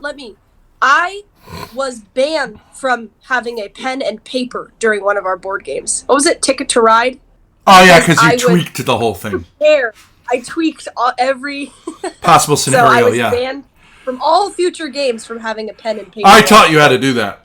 Did you ever play the game Diplomacy? No. Oh, that's a major one of those where you make side. You take someone aside and you have different strategies with people, making alliances, that kind of thing. Yeah, I prefer those. That's kind of a social game. Some of them are just pure strategy games. Yeah. Right, like chess is the ultimate. That's it. Chess is cool. Let's all take a vow. No more Destiny. Let's do it. All right. We're going to beat him at chess. This is 4D chess. He's a dork. Okay, let me show it. This is a very simple tweet. Power imbalance, man. Can you guys see my screen? I see it. Okay. You have to press watch stream. Yeah. You just got to click on it. Okay, I'm there. Hang on, I have to find it. Can't you just put it in the side chat, Grace? Yeah, I can. Put it in the side chat. Can you literally just... Okay. Destiny. Going shooting with parents. Okay. Sorry, I'll put it in. Hang on one second. Put it in the side chat? Okay, so... Click to see a chat attachment. Okay, now... Lucy in the Sky with Diamonds. So no stream. Phil! Do you see how this is my... or Grace's or our ticket to... Ticket to Ride? Ticket to, Twitter, the top of Twitter. Do you get it? Do you see it? Does anyone see it? Let's open this to everyone. Because I saw it, and I'm going to win. And I'd like anyone to see how it's not the case. Hello? Crickets. Somebody Nobody? take the soundboard. All right, well, let's pull it apart. All right, go ahead. There's somebody. With you being the age you are, though, my only worry is you'd attract the boomer blood sports people. Who are you talking to, me or Grace? Oh, true. I guess it would be great. I was just about to say, the problem is, 50-year-olds on Twitter are, bloodthirsty. So I sent an original comment to him 21 hours ago. I said, sounds healthy. Be sure to judge, quote, family dynamics when you get back, which is what I was just about my family dynamics. I should have said, be sure to judge other people's, quote, family dynamics when you get back. But I got 4,000 hits on that. Then I, this morning, understood just how juicy this tiny little tweet was. And I'll see if anyone out there can see. This is killer for us. Yep. Absolute killer. Okay. So, Phil, are you an idiot? You lived through the 60s. What about this? I can live through the 60s. Well, the 70s, whatever. You're obviously a hippie in some ways. Look, the milkman still came around when you were a kid. Okay. I don't know what that means. He's calling your mother according to Betty, he's calling your mother a whore. I guess. I don't know. I assume every reference to a milkman is... No, it's Betty. Betty Washam seems to think that's a way of defining age. She's like, man, the milkman still... Oh, I see. Okay, the milkman, yeah. Oh, okay. I had no idea. I never saw a milkman. So what's going on here? Okay, so first and foremost, Destiny is saying, I am going to take LSD today, correct? Yeah. Is it the drug that he's referring to, or is he talking about something else? Yeah. Well, what else would it be? Latter-day Saints? Okay, but the obvious reference there is the drug LSD, right? And if you look at if you look it up on Twitter, all the follow-up comments seem to understand him this way. Okay. So he's saying, I'm going to engage in this drug, LSD, and he's assuming that that's now socially acceptable, I think, because, marijuana and all this kind of stuff, right? It's been seen as it's been sort of whitewashed. However, legally and morally, I don't think that's true. It's a Schedule 1 narcotic, which means possessing it in, guess where he lives? What state does Destiny live in? Does anyone know? I'm guessing Florida. He lives in the state of Florida, and who's the governor of Florida? Yeah, Florida. Because Grace put something about possession. Who's the governor of Florida? DeSantis. And DeSantis is a high-profile governor because he's running for president. And he also is running on a kind of conservative thing, right? So doesn't Destiny understand that he's possessing LSD is a felony in Florida. It's also against Twitter. TOS. For good reason. Twitter is open to age 13 and up, casually promoting the use of a psychotropic drug, which is a narcotic, which is a Schedule 1 controlled substance, is, I think, utterly irresponsible. When his demographic skews very young. Agreed? Didn't we used to call it acid? Who called it LSD? It's lysosurgic whatever. Yeah, but I mean, who used to call it? Who does it would call it that? It was always like, I'll do a tab. Timothy Leary. The really uncool cops. Yeah. Well, he should have said, I'll drop a tab today. That'd be, well, he said LSD, right? So he's the idiot. Now, I want to explore, morally, why did he say this, right? And what's with this? The shooting of the guns creates another problem, because if you possess firearms, which he openly shows his firearms.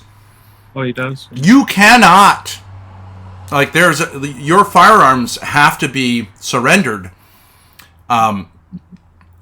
if you are using illegal substances. Those are two incompatible things.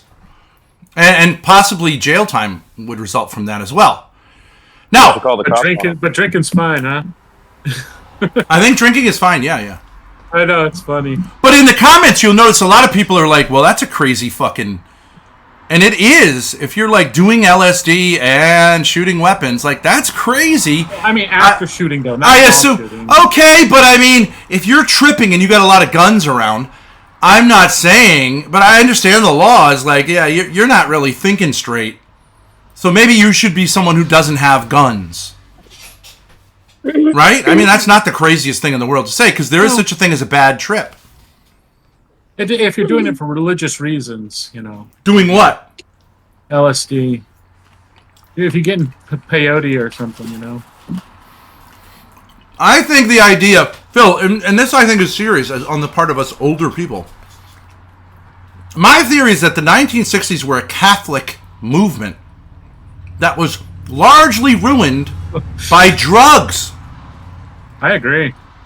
I was telling Grace what a commune was yesterday. These communes, the pure hippie commune. They still exist. There's I remember when I lived in Virginia, there was still one out there where they're all nude all the time and just on a farm doing whatever they do. In many ways, it's almost like the Catholic worker movement's ideal, right? You go to a place, you share things. I mean, there are a lot of Catholic medieval Israelis do that too.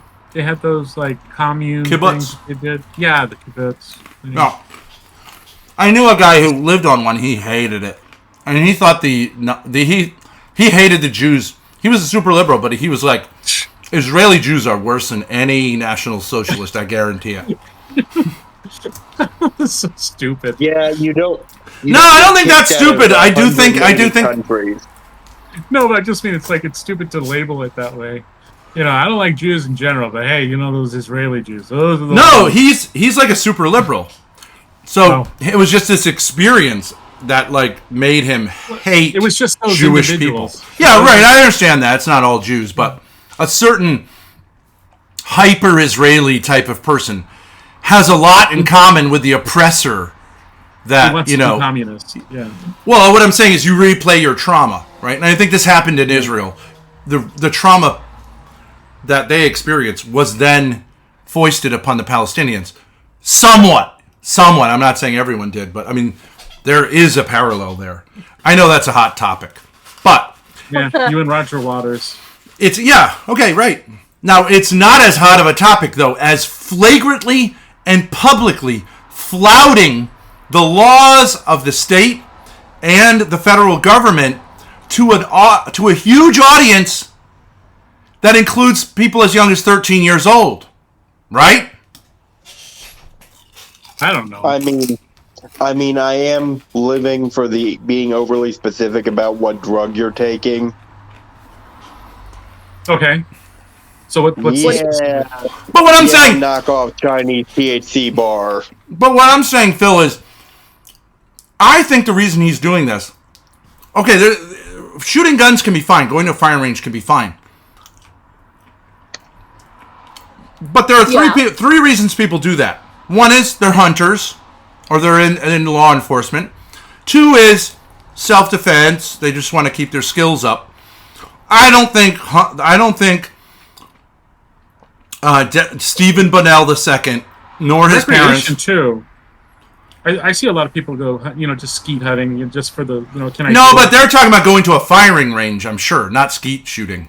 But that's also practice for hunting ducks. Yeah, it is. Yeah. All right. I'm not judging this necessarily, but I think he went there because he wants to be a badass motherfucker. Because he has a masculinity issue. I think he's trying to be a badass, and he talks about guns and stuff. And yet he's a liberal. Okay? I think that's Loserville. And I also think the LSD thing is Loserville. And I think he's using it in a way that isn't religious or creative. I think he's doing it to seem cool. And I think it's time that we as a society said, psychotropic drugs are not cool. They're not cool. And they ruined a burgeoning movement in the 60s that could have transformed society. But drugs and sexual license, which in some ways the Jews fomented upon us, but not entirely, made it a Jewish movement. Yeah. It made it a Messianic Jewish movement. That's what happened in the 60s, Phil. A Messianic Jewish movement. So now we have the high priests in America the priesthood in America, even for the Catholic Church, is a psychotherapist. That's a Jewish pseudo-religion. And the pharmaceutical industry, which is a largely Jewish-run, cabal. Let's face it, they make enormous amounts of money. Jews control the medical, not entirely, but we can't deny that this is not really the church. This is not really Catholics who are running this. It's a sort of Jewish culture we live in. And I think while Jews do this, they also hate themselves for doing this. And I think we need to have a conversation about whether we're a Jewish culture, including the Catholic Church. Because, Phil, go to a Catholic confessional and confess some of the stuff you need to confess. And they will tell you, go see a psychotherapist. I have no idea, Phil, how anyone could ever get to this place. And that means that that's the real priest. Weren't you saying that...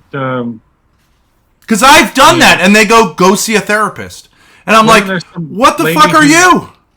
You're just a referral. This isn't a sacrament. This is a referral to Jews. And they want to put me on drugs. They want me to be on drugs. The Catholic Church in Rhode Island wants me to be on bipolar medication. So I don't unmask the scandal that I've encountered here.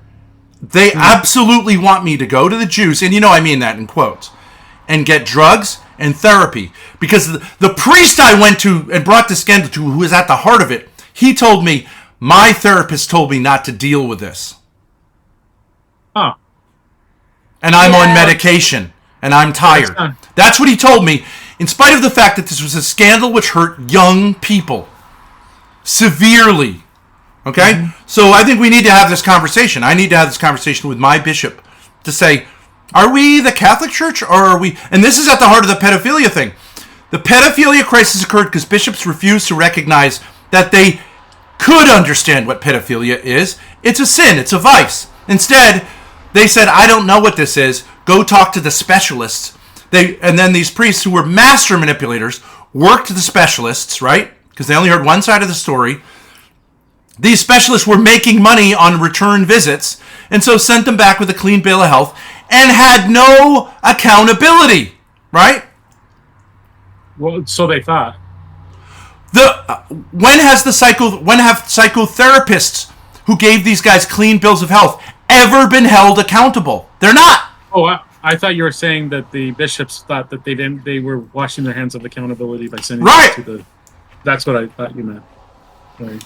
The expert on the spiritual state of the priests in his diocese is the bishop of that diocese. He should know all of those priests, and if there are too many priests for him to know, then he should appeal to Rome to split the bishopric up into smaller parts. You should be a father. Right? I think they're under bishops to O'Malley, right? Doesn't he have? Yeah, you have an archdiocese, right? Whatever it is, you need to. If you as a bishop say, I'm not really aware intimately, like a father, of the spiritual state of my sons, or at least someone is, then you have a crisis. You need to address that immediately. Right. And if you say, well, I don't know this guy, I've heard this allegation, I'm sending him off to some experts and trusting that all is well when he comes back. You have failed as a bishop. I'm sorry, you have failed, but that's what they all did. Yeah. And it was this expertise thing. It's the same thing Destiny does. It's a real problem. And everyone participated in it. You know, a lot of people made money off of this shenanigans. And the parents, the parents weren't victims necessarily. The victims weren't necessarily victims. Right. If you did it for 15 years in a row, you're not a pure victim. Right. Into your 30s. Okay, you're not a pure victim. Some were. Yeah, it's possible that the parents were pure victims and were being prudent in allowing their child to be with a priest like this. Some of them were lazy, and some of them have now, they're liars, right? They're lying parents and lying kids and lying lawyers who made a lot of money off. You know what I'm saying? So it's complicated. Yeah. But the buck does stop with the bishop. And whoever said this is a best practice, if it was the Vatican, they need to say, no more of this expert stuff. It's got to be... You're playing with Destiny, Ben. You're going off on this fucking side again. That's true. Thank you. All right, so my plan is to... You understand it. The beauty of it is a super simple tweet. Okay? But... I don't know why I wouldn't tweet Ron DeSantis to make him aware that a citizen of Florida and Joe Biden, or the Department of Justice, a citizen of the state of Florida, I don't see why he wouldn't send the police there to say, we're looking for controlled substances. And also, we're here to confiscate weapons until, there's an inquiry made. Why not? Why wouldn't he? Wouldn't it be a great move for him? Politically? And why not also tweet Elon Musk and go, is this what your platform is for? Okay? Because this is a major user, right? And I think Elon Musk does not want psychotropic drugs promoted to 13-year-olds on his platform. And I'm not a free speech person in that sense.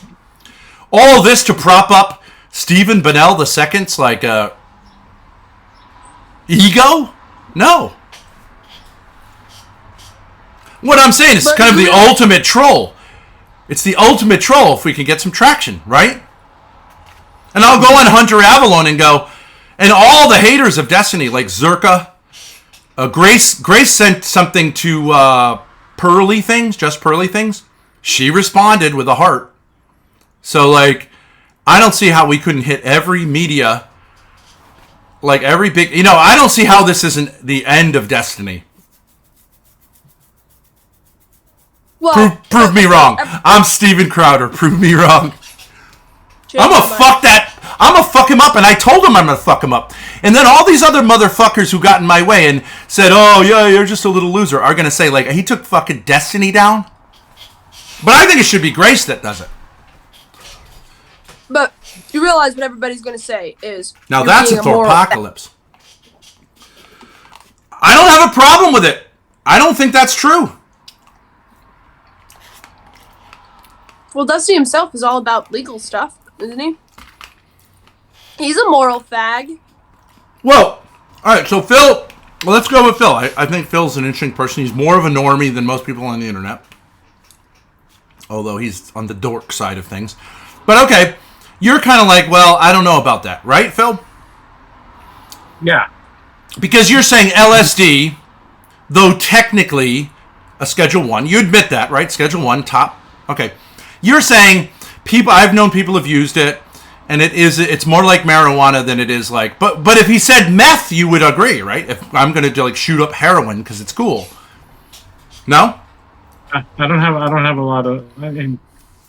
lot of experience with meth. I know it's not good for you. It's not good. I'm not asking you if you've had a lot of experience with meth. I'm just saying, in our culture, if someone's promoting doing like crystal meth or crack or heroin, they wouldn't casually say that.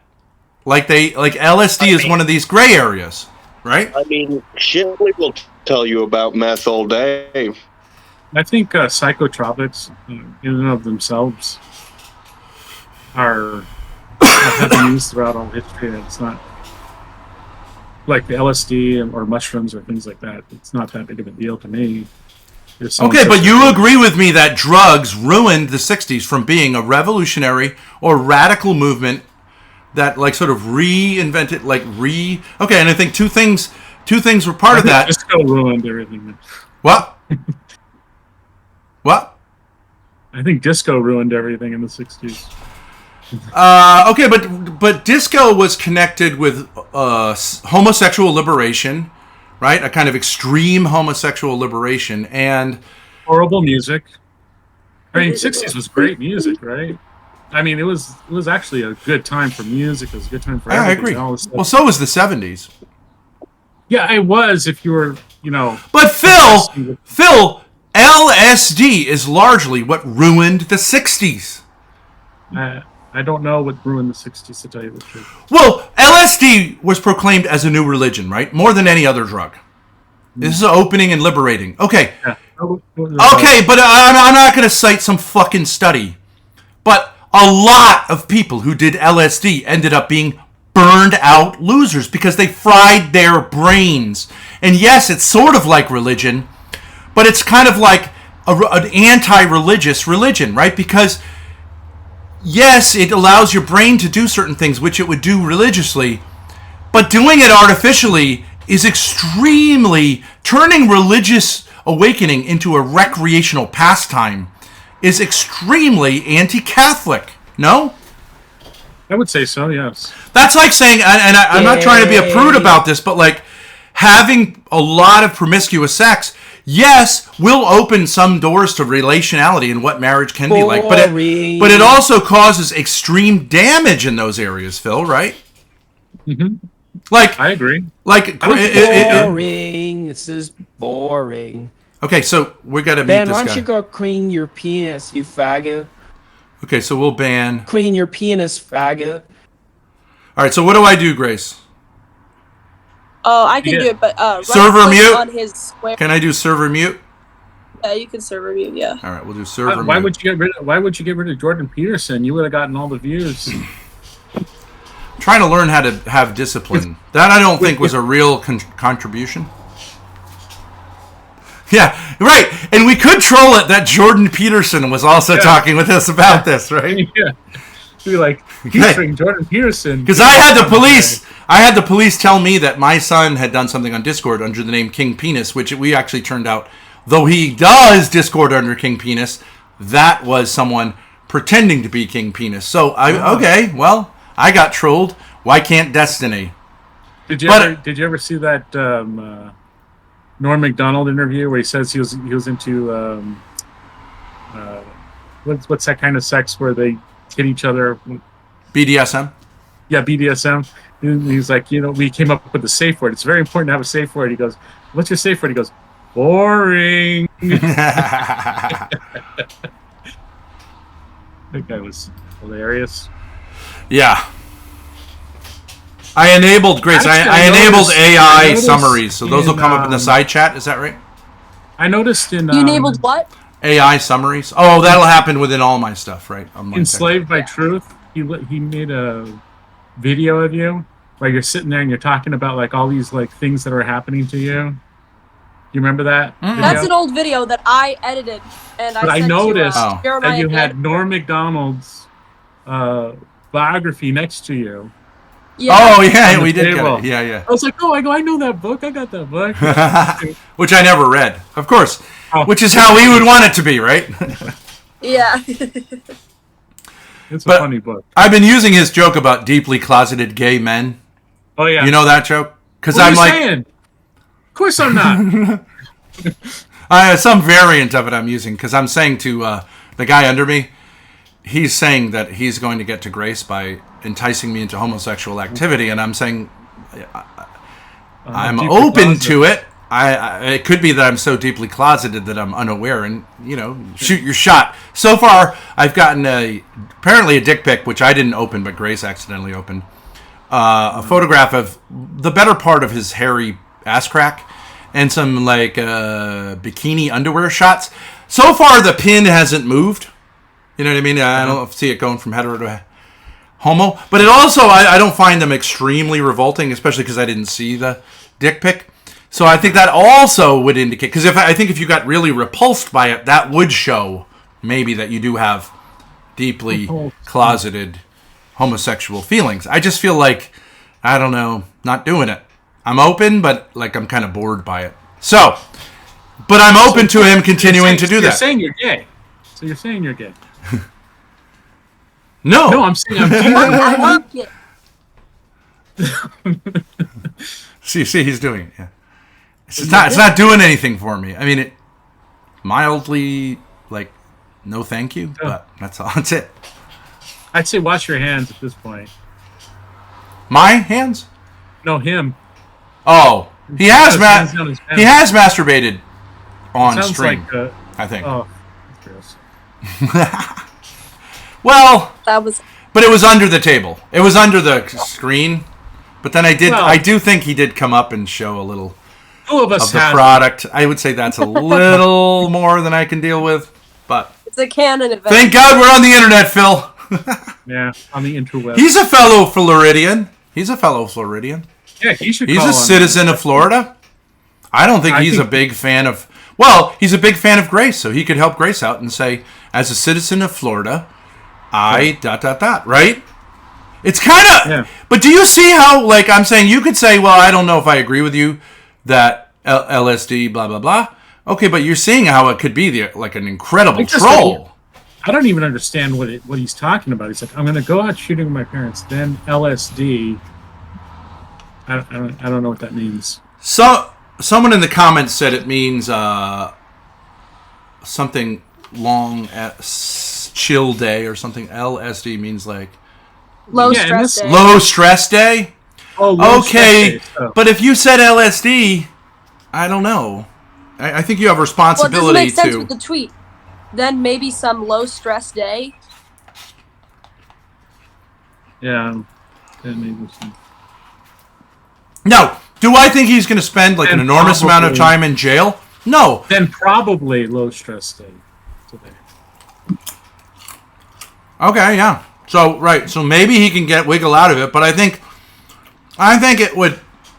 it'd be an interesting troll. I think he'll delete it when he gets It was some guy says life sucks, duh. Live sex doll, which doesn't make any sense. Lumpy space dick. You should get like a can of spotted dick and be like, I will give you. They sell that over here in the stores. Somebody responded to my tweet and they said, he's in Portugal. It's not illegal there. Oh, he's in Portugal. But they have firing ranges in Portugal? Wait a second. His parents are in Portugal with him? I don't know. I don't know how true it is. That's the response I got. Well, I'm going hound hunting with the parents. First of all, I doubt that. Wait a second. In Portugal, you're gonna just like as part of like being a tourist in Portugal, you're shooting firearms. I don't think so. Yeah, a foreigner can just walk into a firing range and shoot firearms. I doubt it. I mean, that sounds ridiculous. It's tough enough up in here in the Northeast to do something like that. I mean, right. Doing that in Europe, possibly. As a tourist. Yeah. How's that? What tourism is? That doesn't sound right to me. But you could research, Grace, when he did his last stream and where he was. I think he was in Miami. How do you get to Portugal that quickly? Maybe they're playing laser tag. No one mentioned it in his comments. But here's an interesting question. Do we have to, as trolls, make sure of all this stuff? Do we have to give him every out? That maybe it means low stress day? No, I don't think so. I mean, read the responses to it. All the people there are like, cool, dude, don't be careful not to go. I mean, 98% of them were like, cool, dude, but don't do the first before the second, ha, ha, ha, ha. Don't do the second, don't trip before you do that. Okay. And only a couple were like, what is your problem? Right? And I want to champion those responses that are like, what's wrong with you? You're married and you have a child. How does any of this even make sense theoretically? You're not cool. You're a loser. And I think he is a loser. No? I don't know the guy. I agree. I just feel like I have no problem saying he's a loser. He makes Jeremiah Bannister look like a winner. How about that? You're right, Ben. You should do this. That's pretty bad. Yeah. Oh, no. So you see it... So, Tropical, you see it as a good idea, right? For what? Clout? Yes, this is a good idea. Yeah. It could get some traction, right? All right. Yes, definitely. Okay. I think it could. I guess one question I would have is like, it doesn't really seem like our brand to. No. We used the police to troll Mr. Deadman. And I've used the law to troll your mother and my father and my mother. I have no problem with that. No, that's true. Yeah. I have no problem trolling by using like the law and saying like, how is it that it's okay for you to violate the law? Because as a Catholic, I believe the law should be representing natural law. The internet is part of society is my main point to the internet. This is part of society. I'm not saying I'm an ethical It's not a place where anything goes. And like the more antisocial you are, the cooler you are, which is what happens a lot on the internet. The more antisocial you are, the better. No, that we don't need in our society. What we need is the internet to be a place where virtue is the incentive and sanity is promoted, which there is an element of that. I mean, RFK Jr. would not have the opportunities. Do you know RFK Jr.? Do you know, Phil? He went from 20% in the polls a couple of weeks ago, which people were amazed at because he was seen as a dark horse. Just yesterday, he polled higher than Biden on favorability. And Trump. It looks like he might win Iowa and New Hampshire in the primaries. Yeah, but don't you think they're going to try to... They've tried to attack him. New York Times, all the, let's be honest, Jew-controlled media, Democrat, DNC, all the links to that mafia... All those people are trying to discredit him. But Joe Rogan is not... He's not controlled by them. Everyone thinks he is. He's not controlled by them. But do you think he's going to get the Democrat nomination? Or is he going to create a third party? I don't think the Democrats... I don't think the Democrats are going to let him get the nomination. All of their funding comes from his mortal enemies. He's going to get it. Okay, so they're going to try to pull a Trump, right? You're saying they'll let him get the nomination, then they'll try to undermine him continuously through the deep state. That's what you're saying? No, like Trump. they were trying to go against him, but he ended up winning anyway. Yeah, but then he ended up losing because the deep state just kept him from actually, and he wasn't connected enough, right? Right. But the Kennedys are fucking connected. Okay, so we may be in store for a third Kennedy assassination. I said that like straight away to my friend. I hope not. Back in like, I think it was March. Because that's why his uncle and his father were killed. Because the powers that be knew that these guys were going to do it. Sirhan. The powers that be knew these guys were actually not bought. And not stupid like Trump politically. I'm saying, media-wise, Trump's a genius. Politically, he had no idea what he was doing and just got fucked over by lower and lower quality people who were willing to do this because he didn't know how politics worked. The Kennedys do know. He was 13 when his uncle died, and then he was like 15 when his father died. So how much does he really know about politics? Okay, well, you grew up a Kennedy. I mean, he was surrounded by it too. But that works well for him too because he's an outsider. He's the ultimate outsider-insider, right? He's got all the benefits of Trump being an outsider and a big entertainment name, and all of the benefits of being an insider and knowing how politics works and having a family which has been involved deeply in politics. Yeah, the one drawback is his accent, his voice, the thing he has with his larynx. That's what we're going to help with him with. Watch, Grace. We're going to make it a national joke. Go ahead, Grace. That's Ryan. I need to work on it a little bit. I need more like sentences that he would say. Well, the big pharmaceutical companies, when they were, I was an advocate for some of the fishermen, when they would gather together, and some of these people were really wonderful people. You're doing a good job. Yeah. But have you seen his latest campaign? I gotta do his hand motions. 2 days ago? Have you seen his latest video 2 days ago? He's actually getting better. I mean, the optics are perfect. The optics are perfect. Who is even going to run anywhere close to him? Even DeSantis, who I think you can make an argument is a relatively sane candidate. But he even in the Republicans have this. There are too many people who are just too pro-Trump, I think, for DeSantis to emerge as a candidate. Kennedy is like just a shoo-in. They need to kill him. They need to kill him. Somebody in the side chat said, just a new dangerous COVID variant or bird flu will emerge, forcing mail-in voting again, and the election will be stolen. No need to Kennedy him. I don't think so. I don't think they can do that again. Yeah, I don't know. They tried with monkeypox. Yeah, I don't think they can do it again. I think they're going to try to pull a Trump. I think they're going to. The DNC is going to concede. This is too big to fight. We can't beat him. He's got us on all the third. Like we can't. No, I think they're going to put Gavin Newsom up. I think Biden's going to drop out. I think that Newsom is going to be the new face of it. And then I think they're going to realize people fucking hate Gavin Newsom and California is a disaster. And then they're going to let Kennedy win the primary and hope that Trump takes him out or DeSantis. And then I think he will beat them and I think he will be killed. And then I think this country will have a real conversation about what the fuck is going on. And I think he'll be happy to be a martyr. But possibly a Catholic saint. That's what I think. Yep. No, it'll be time for guillotines.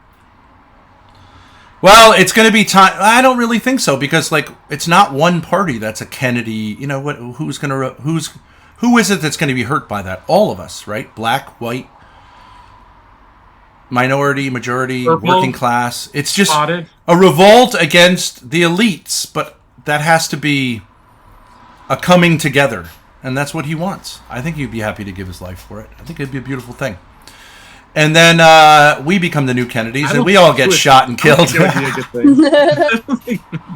Well, Phil, he's a Catholic, right? Yeah. He's 69 years old. He's had 9 kids, I think. They're all adults.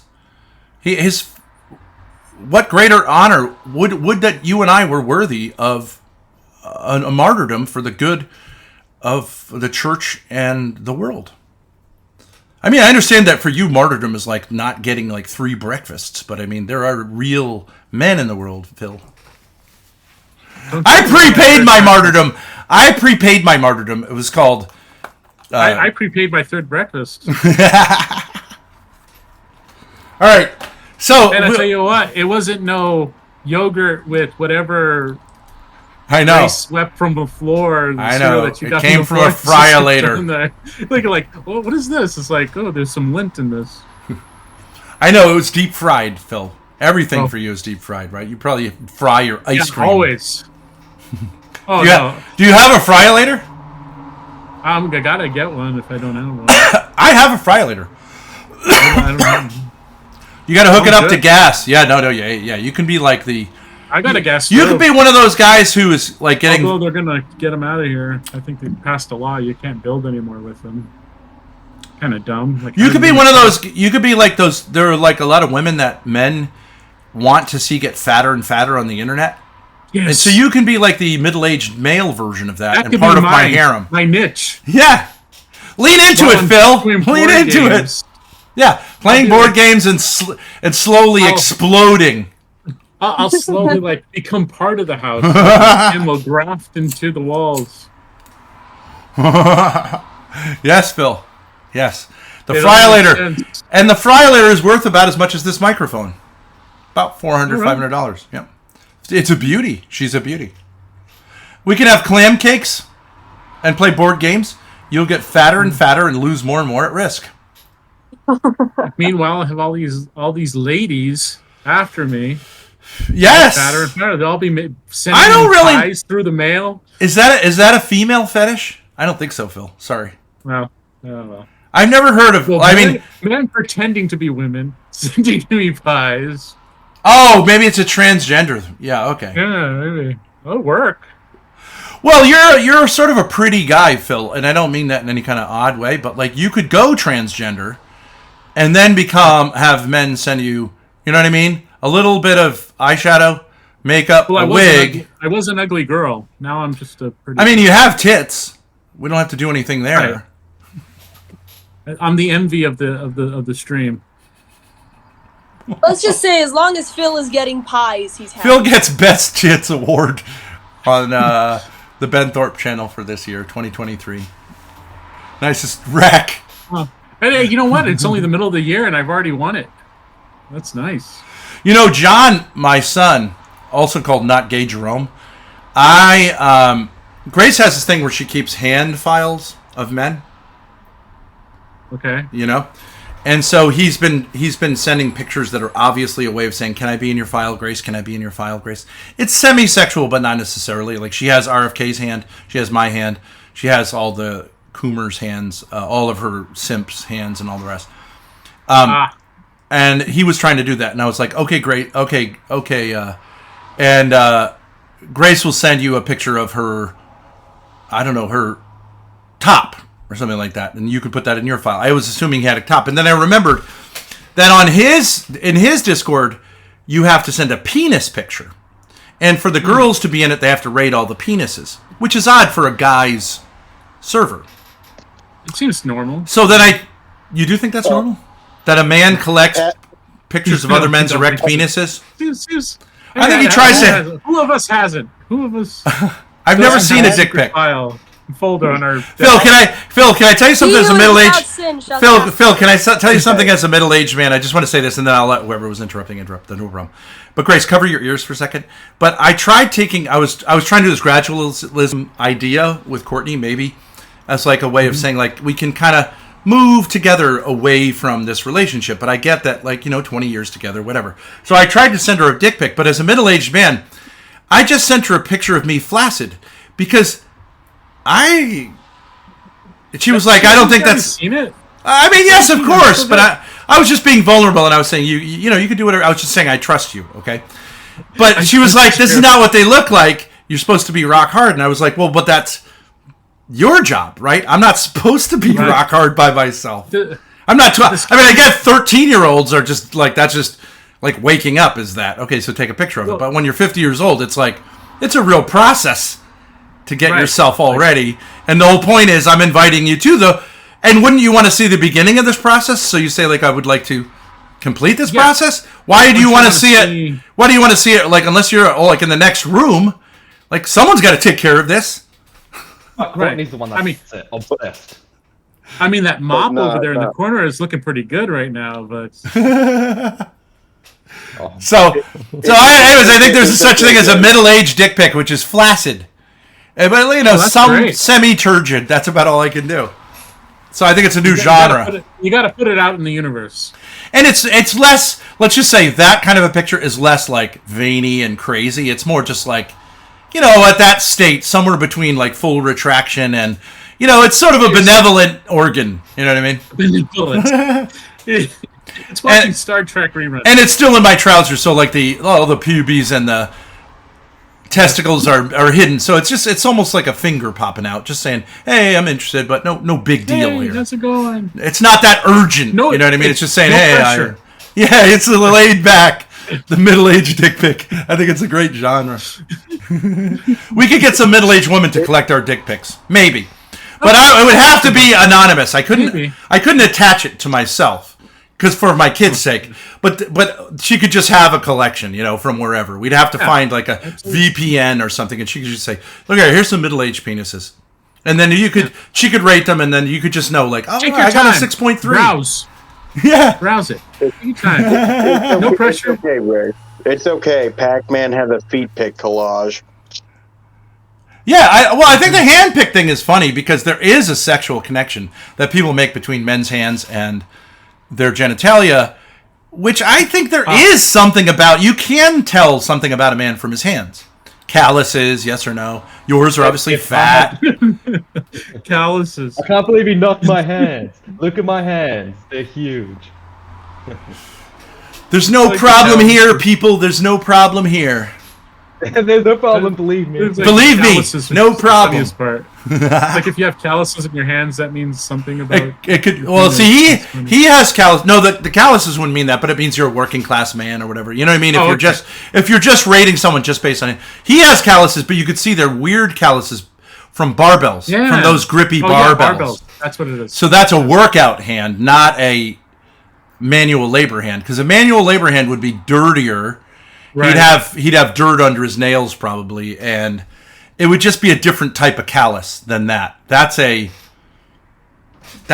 know, I know, Phil, that you've never felt a barbell, but I've heard of them. That's where you drink, right? Yeah. Okay, now my other point, and Grace can bring this up. My other point today is about boundaries, because everyone's concerned, and rightly so, that in this family, boundaries have been blurred.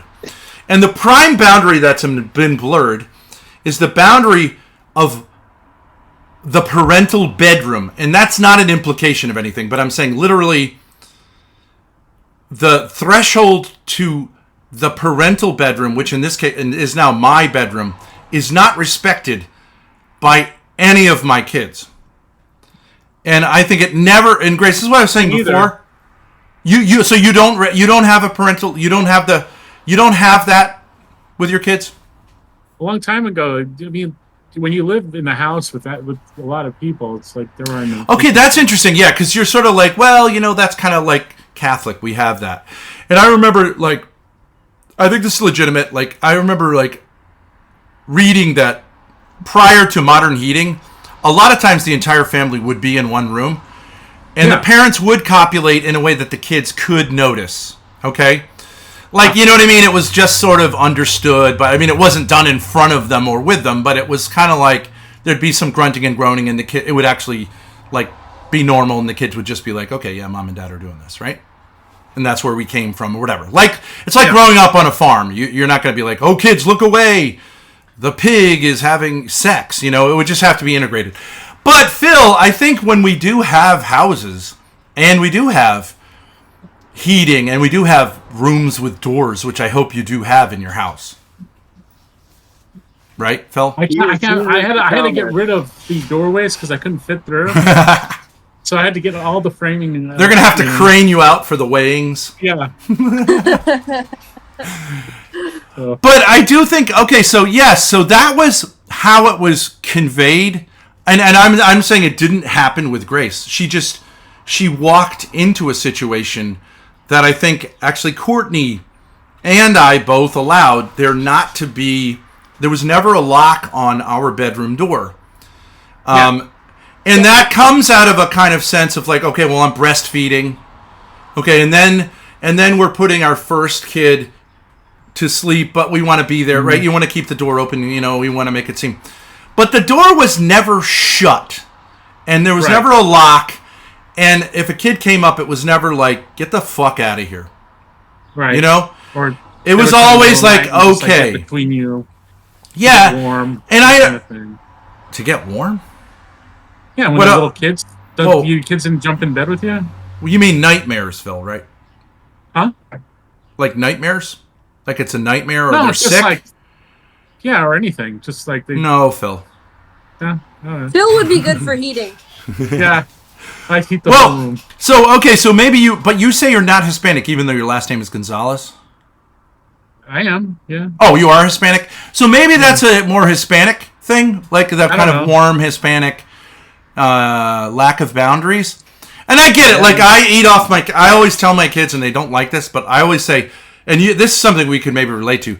Food never tastes better than when you're taking it from a child. And the younger the child is, the better it tastes. Is that right, Phil? Can we agree with that? Yes, children taste good. No, eating the food that is prepared for them to eat. It's nothing more enjoyable than putting that in your mouth. It tastes way better because you took it from a child. You took it from a child. Yeah, I take all my food from children. A candy from a baby is delicious. Just regular candy is gross when you're an adult, but stealing it from a kid, and you can even tolerate the slob. Crying too. Yeah, just making them cry and going, stop. I look forward to it. This is for you. You give it to them, a huge life, but they got like hours to look forward to. Then you just take it away from them and go, I'm sorry, I just realized the dentist told me not to do this. Sorry. Yep. Kind of like when you take it away, you lick it once and you throw it in the just give it to the dog. How can you eat this stuff? You guys disgusting. You're such trash. You guys ever push over an orphan? You guys ever push over an orphan and ask them what they're going to do? Tell their parents? Is that your 21-year-old? I don't want to put anyone on screen. Elijah. Yeah. Elijah, are you angry at all about being named Elijah? Did you ever say, could it just be Bill? Are you angry about being named Elijah? No. Why? Not even for a minute. No. Did you ever say like, how about Bill or Matthew or Mike or something? The answer is no. Okay. We just exploited your son for content, doxed him, and groomed him. Gonna get that. And groomed him. You're gonna get it. Well, at least 11 or 10. He's 21. Yeah, that's the point. At least not a child. Now, see, that would be different with me. I wouldn't allow a 21-year-old to live with me. Male. 21-year-old male. Girl, no problem. Well, you go into local college. Well, hang on. I what can about see females? Until what point? You're going to kick them out at 25, 30? When they're married, absolutely. When they're married, absolutely. Or they become nuns, absolutely. Otherwise, they could stay and they can have kids out of wedlock. I think that's fine. I would not kick them out. I would not kick them out for that reason. No, I wouldn't. Yeah. But a male I would who had a kid out of wedlock. I'd say, well, that's out of here. I don't know if that's a thing. I think that's basically an Hispanic point of view. Phil, do you agree? The girl needs her dad to guide her until there's another man she can be handed off to. Whereas a boy, when he turns 18, you can't really have two full-grown males in a house. It's just not healthy. Join the army or do something. Yeah, I had that conversation with my son John. And I would say it was hellacious. He didn't go for it. He tried to throw me in jail. Oh, good. But he is benefiting from that because he is, he has a place of his own. He has a girlfriend. He has a job.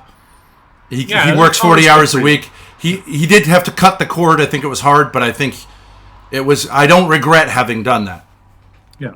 So I'm not telling you how to parent, but I'm saying I stand by that. It was fucking brutal. He did not want to do it, but I do think he would be attractive to a female in a way he wouldn't if I hadn't have done that. Sure. Now, the female he's attracted to or is attracted to him is pretty much his mother, from what I can see. But at least A, it's female, and 2, at least something's happening. there is another human being. But it was rough. He was very angry. I think he sees. It's kind of like the dad. It's like that Boy Named Sue thing. I think that fathers should have a fairly kind of trolly attitude towards their sons, like constantly call them fags and things like that. In New England, if that's the culture you grew up with, like, don't be, you know what I mean? Like that you troll them constantly about being losers as a way of getting them out of their mothers. You know what I mean? There's something healthy about that culture. Phil, you don't agree? What's that? You should bully your sons. Oh, yes. You bully all your family, though. That's what I do. No, I'm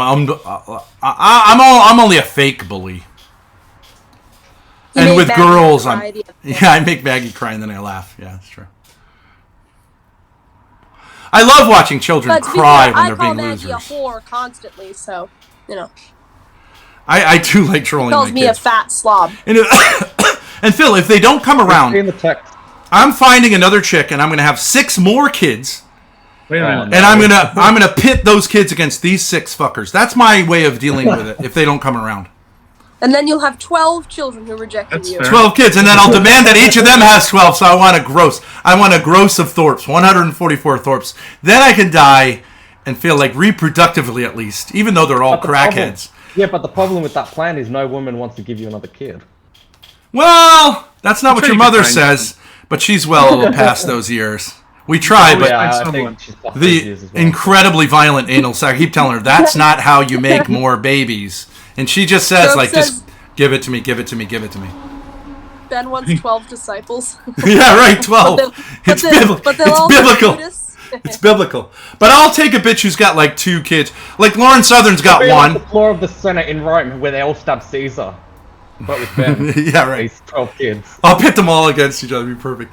So Lauren Southern has 1 kid, and she's only 27 years old. So I could bang on another 5 with her with my eyes closed. You know what I mean? Yeah, or they might come out all like I could go 14, 15. Asexual. Yeah, I'm not interested in it. But, I mean, I'm virile. I've been known to get a woman pregnant by looking deeply into her eyes.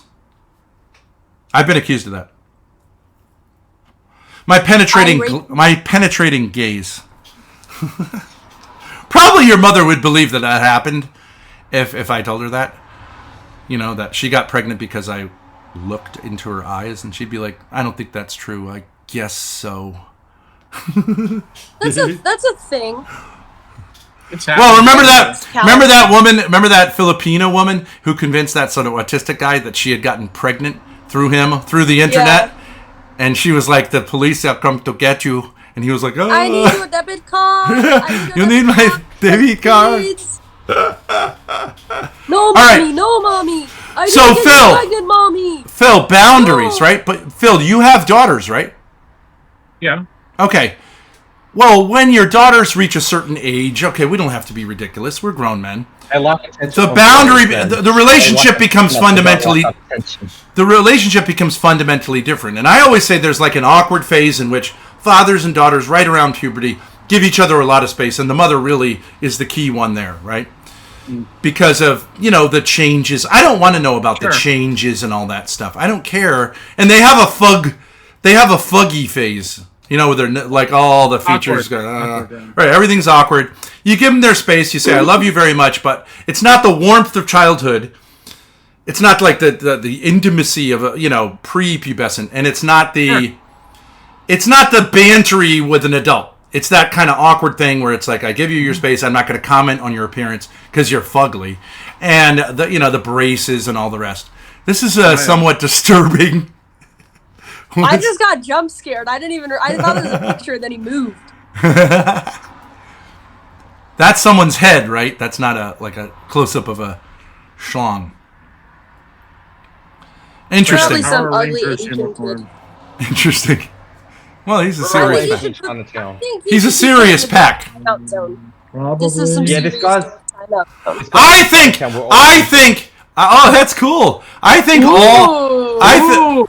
See this, Phil. This is Phil. This is gradualism. I think the internet should be people who use their full name and their full face, but this is a gradualism from just a PFP, wouldn't you say? I would say so. You see what I'm saying? I can see his eyes. And for young people, he's semi-doxing himself. Not really. Oh, he has cute eyes. You should show your whole face. No, I'm good. Well, he's someone who actually has trouble completing a paint job on his wall. I think he made it like halfway up the wall and then gave up on the roller. Maybe it's like. Is that intentional? No, Is that like a seascape? And I put my wife through. Oh, he's repairing it after engaging in domestic violence. After he like punched through the wall. Yeah. I see. The white is the patch, and the blue is the normal. It's regular, you know. That blue color lends itself to violent being punched, psychotic activity. I agree. I could kill somebody if I was in a you need to tone it down. You need to tone the color down. Blue is a happy color, though. The color of Our Lady. I like the reddish orange sort of color. That looks nice. Grace's? Yeah, the burnt orange? Orange or whatever. Yeah, that looks nice. I think it's pretty nice, yeah. They painted in here what I would call African American 90s. Purple, glossy purple, glossy black. It's not my thing. For a colonial house, it's the wrong vibe. Yeah. But then other rooms, like, see, this color here is like a puce, like a greenish blue. Nice. I think it's nice. Sea green. I don't know what you call it. I don't like that so much, but yeah. I like it, but it's very interior decorator. I'm not a fan of cool colors inside a house in general, but that's just me. I think your room is a little too dark, Grace, I would say. You should try cleaning it. Yeah, show them the floor. After being shamed on the internet, she didn't lift so much as one, dress off the floor. I cleaned the entire dining room. Yeah, she did clean this. I'm going room by room. Okay. Clean the droids. But you'd think you'd be like hooked on it, and you just like look. She's got a plate of cigarette butts, like a huge plate of cigarette butts. That was featured on our what do you call it? Penultimate shame tour of the house. Not even the last one, the one before that, and it's still there. A plate full of cigarette butts with a bowl on it, also filled with cigarette butts. Wait, do you guys do me one favor, because I saw this morning. Why was I in your room this morning? I was looking for a cigarette. Oh no, the lighter.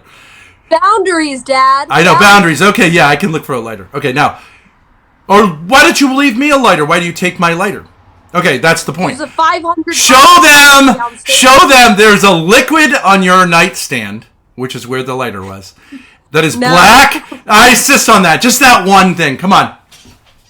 No. I was like, what is that? Go watch this. This is the ultimate FU to femininity. On her nightstand, she has...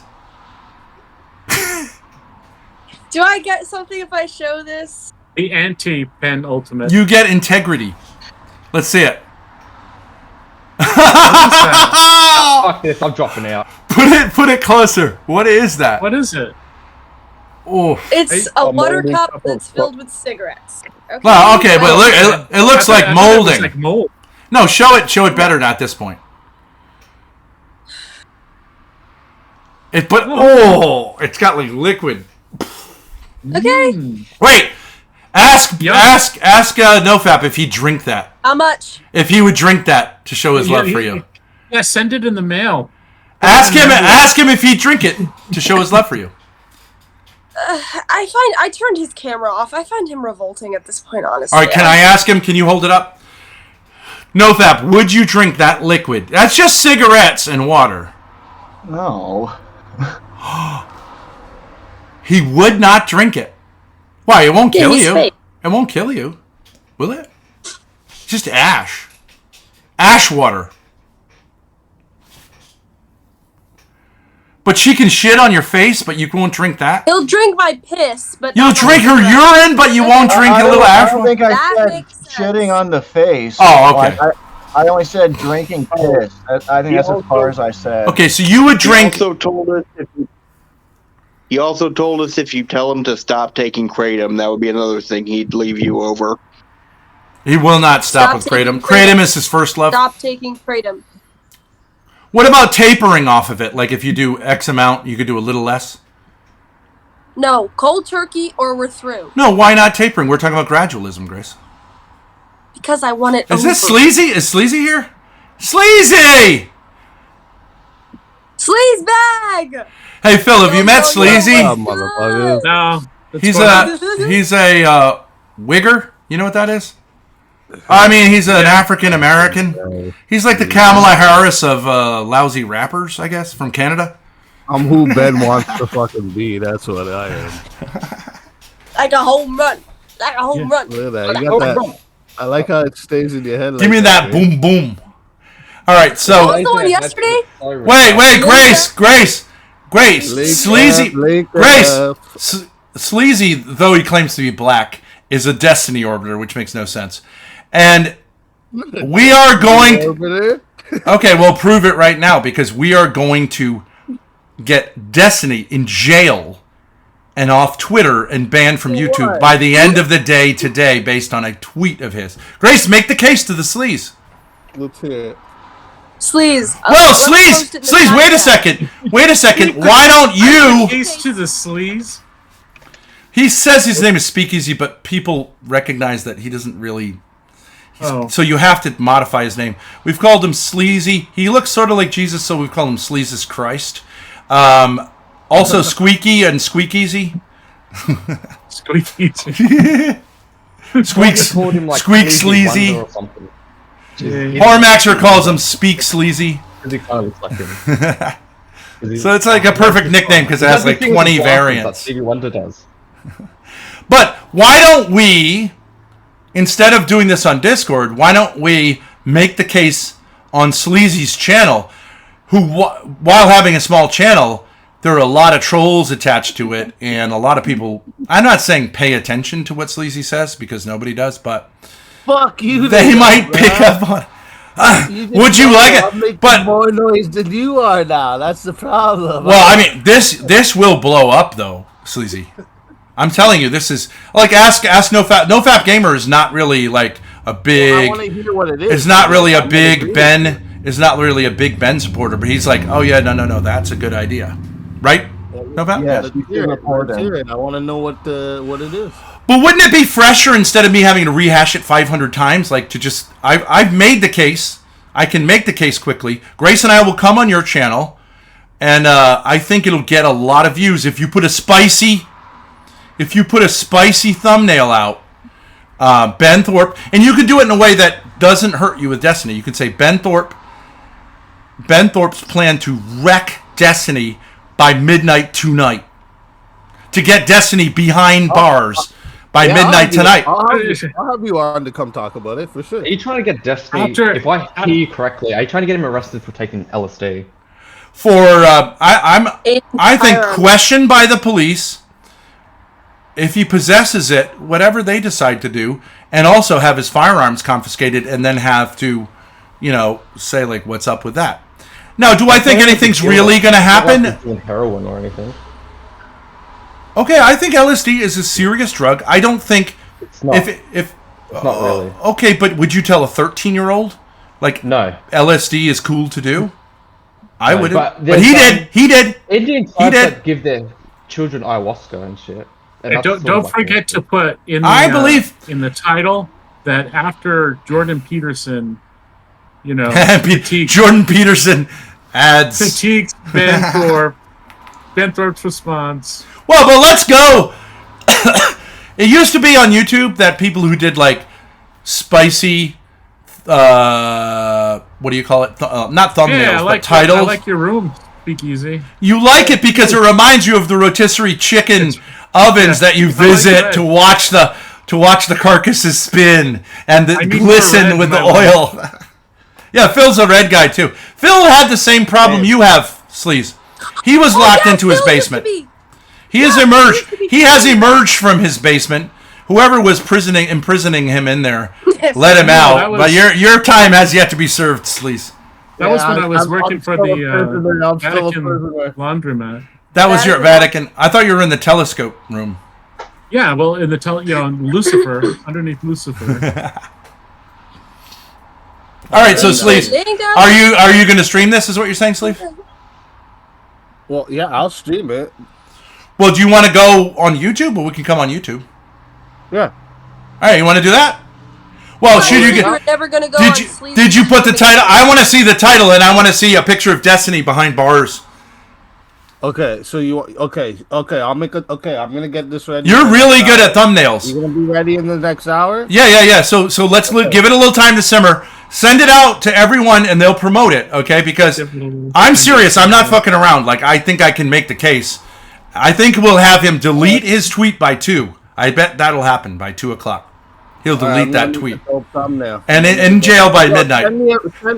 Grace, send me a picture of your dad that's not fucking all blurry, so I can make a good thumbnail. And what am I going to be doing? Like throwing him in jail? Whatever you want. Something crazy. Well, but you get the point. I'm saying I told him I'm going to fuck him up, right? So whatever you want. But I believe him in jail. Yes. Yeah, no, I don't believe in interrupting the creative process. Hey, listen. That's not a euphemism either. I don't know. I'm gonna go get it all ready right now. So you ready to come on in an hour? We're gonna hit a home run. A home run. How about this one? This seems like a good one. Yeah. No, Grace. Grace. Oh, look how pissed off. No, I've got the one like a not a joke photo. Okay, all right. So we're just fucking around. So I'm gone. It's all a joke. Okay. It's all a joke. It's not your career. I'm out. I'm out.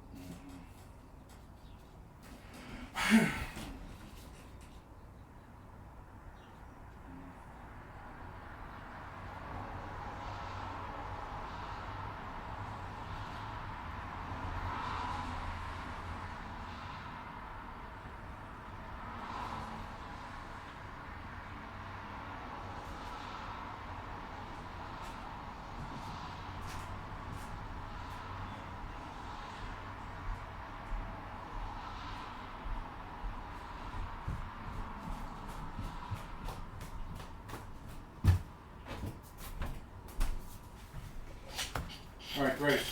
Yeah. Okay, so interesting. I think what you should do is now take that Discord call. Mm-hmm. Doesn't need to be edited. No. Put it on YouTube to promote the Sleaze interview, which we will do after that. Okay.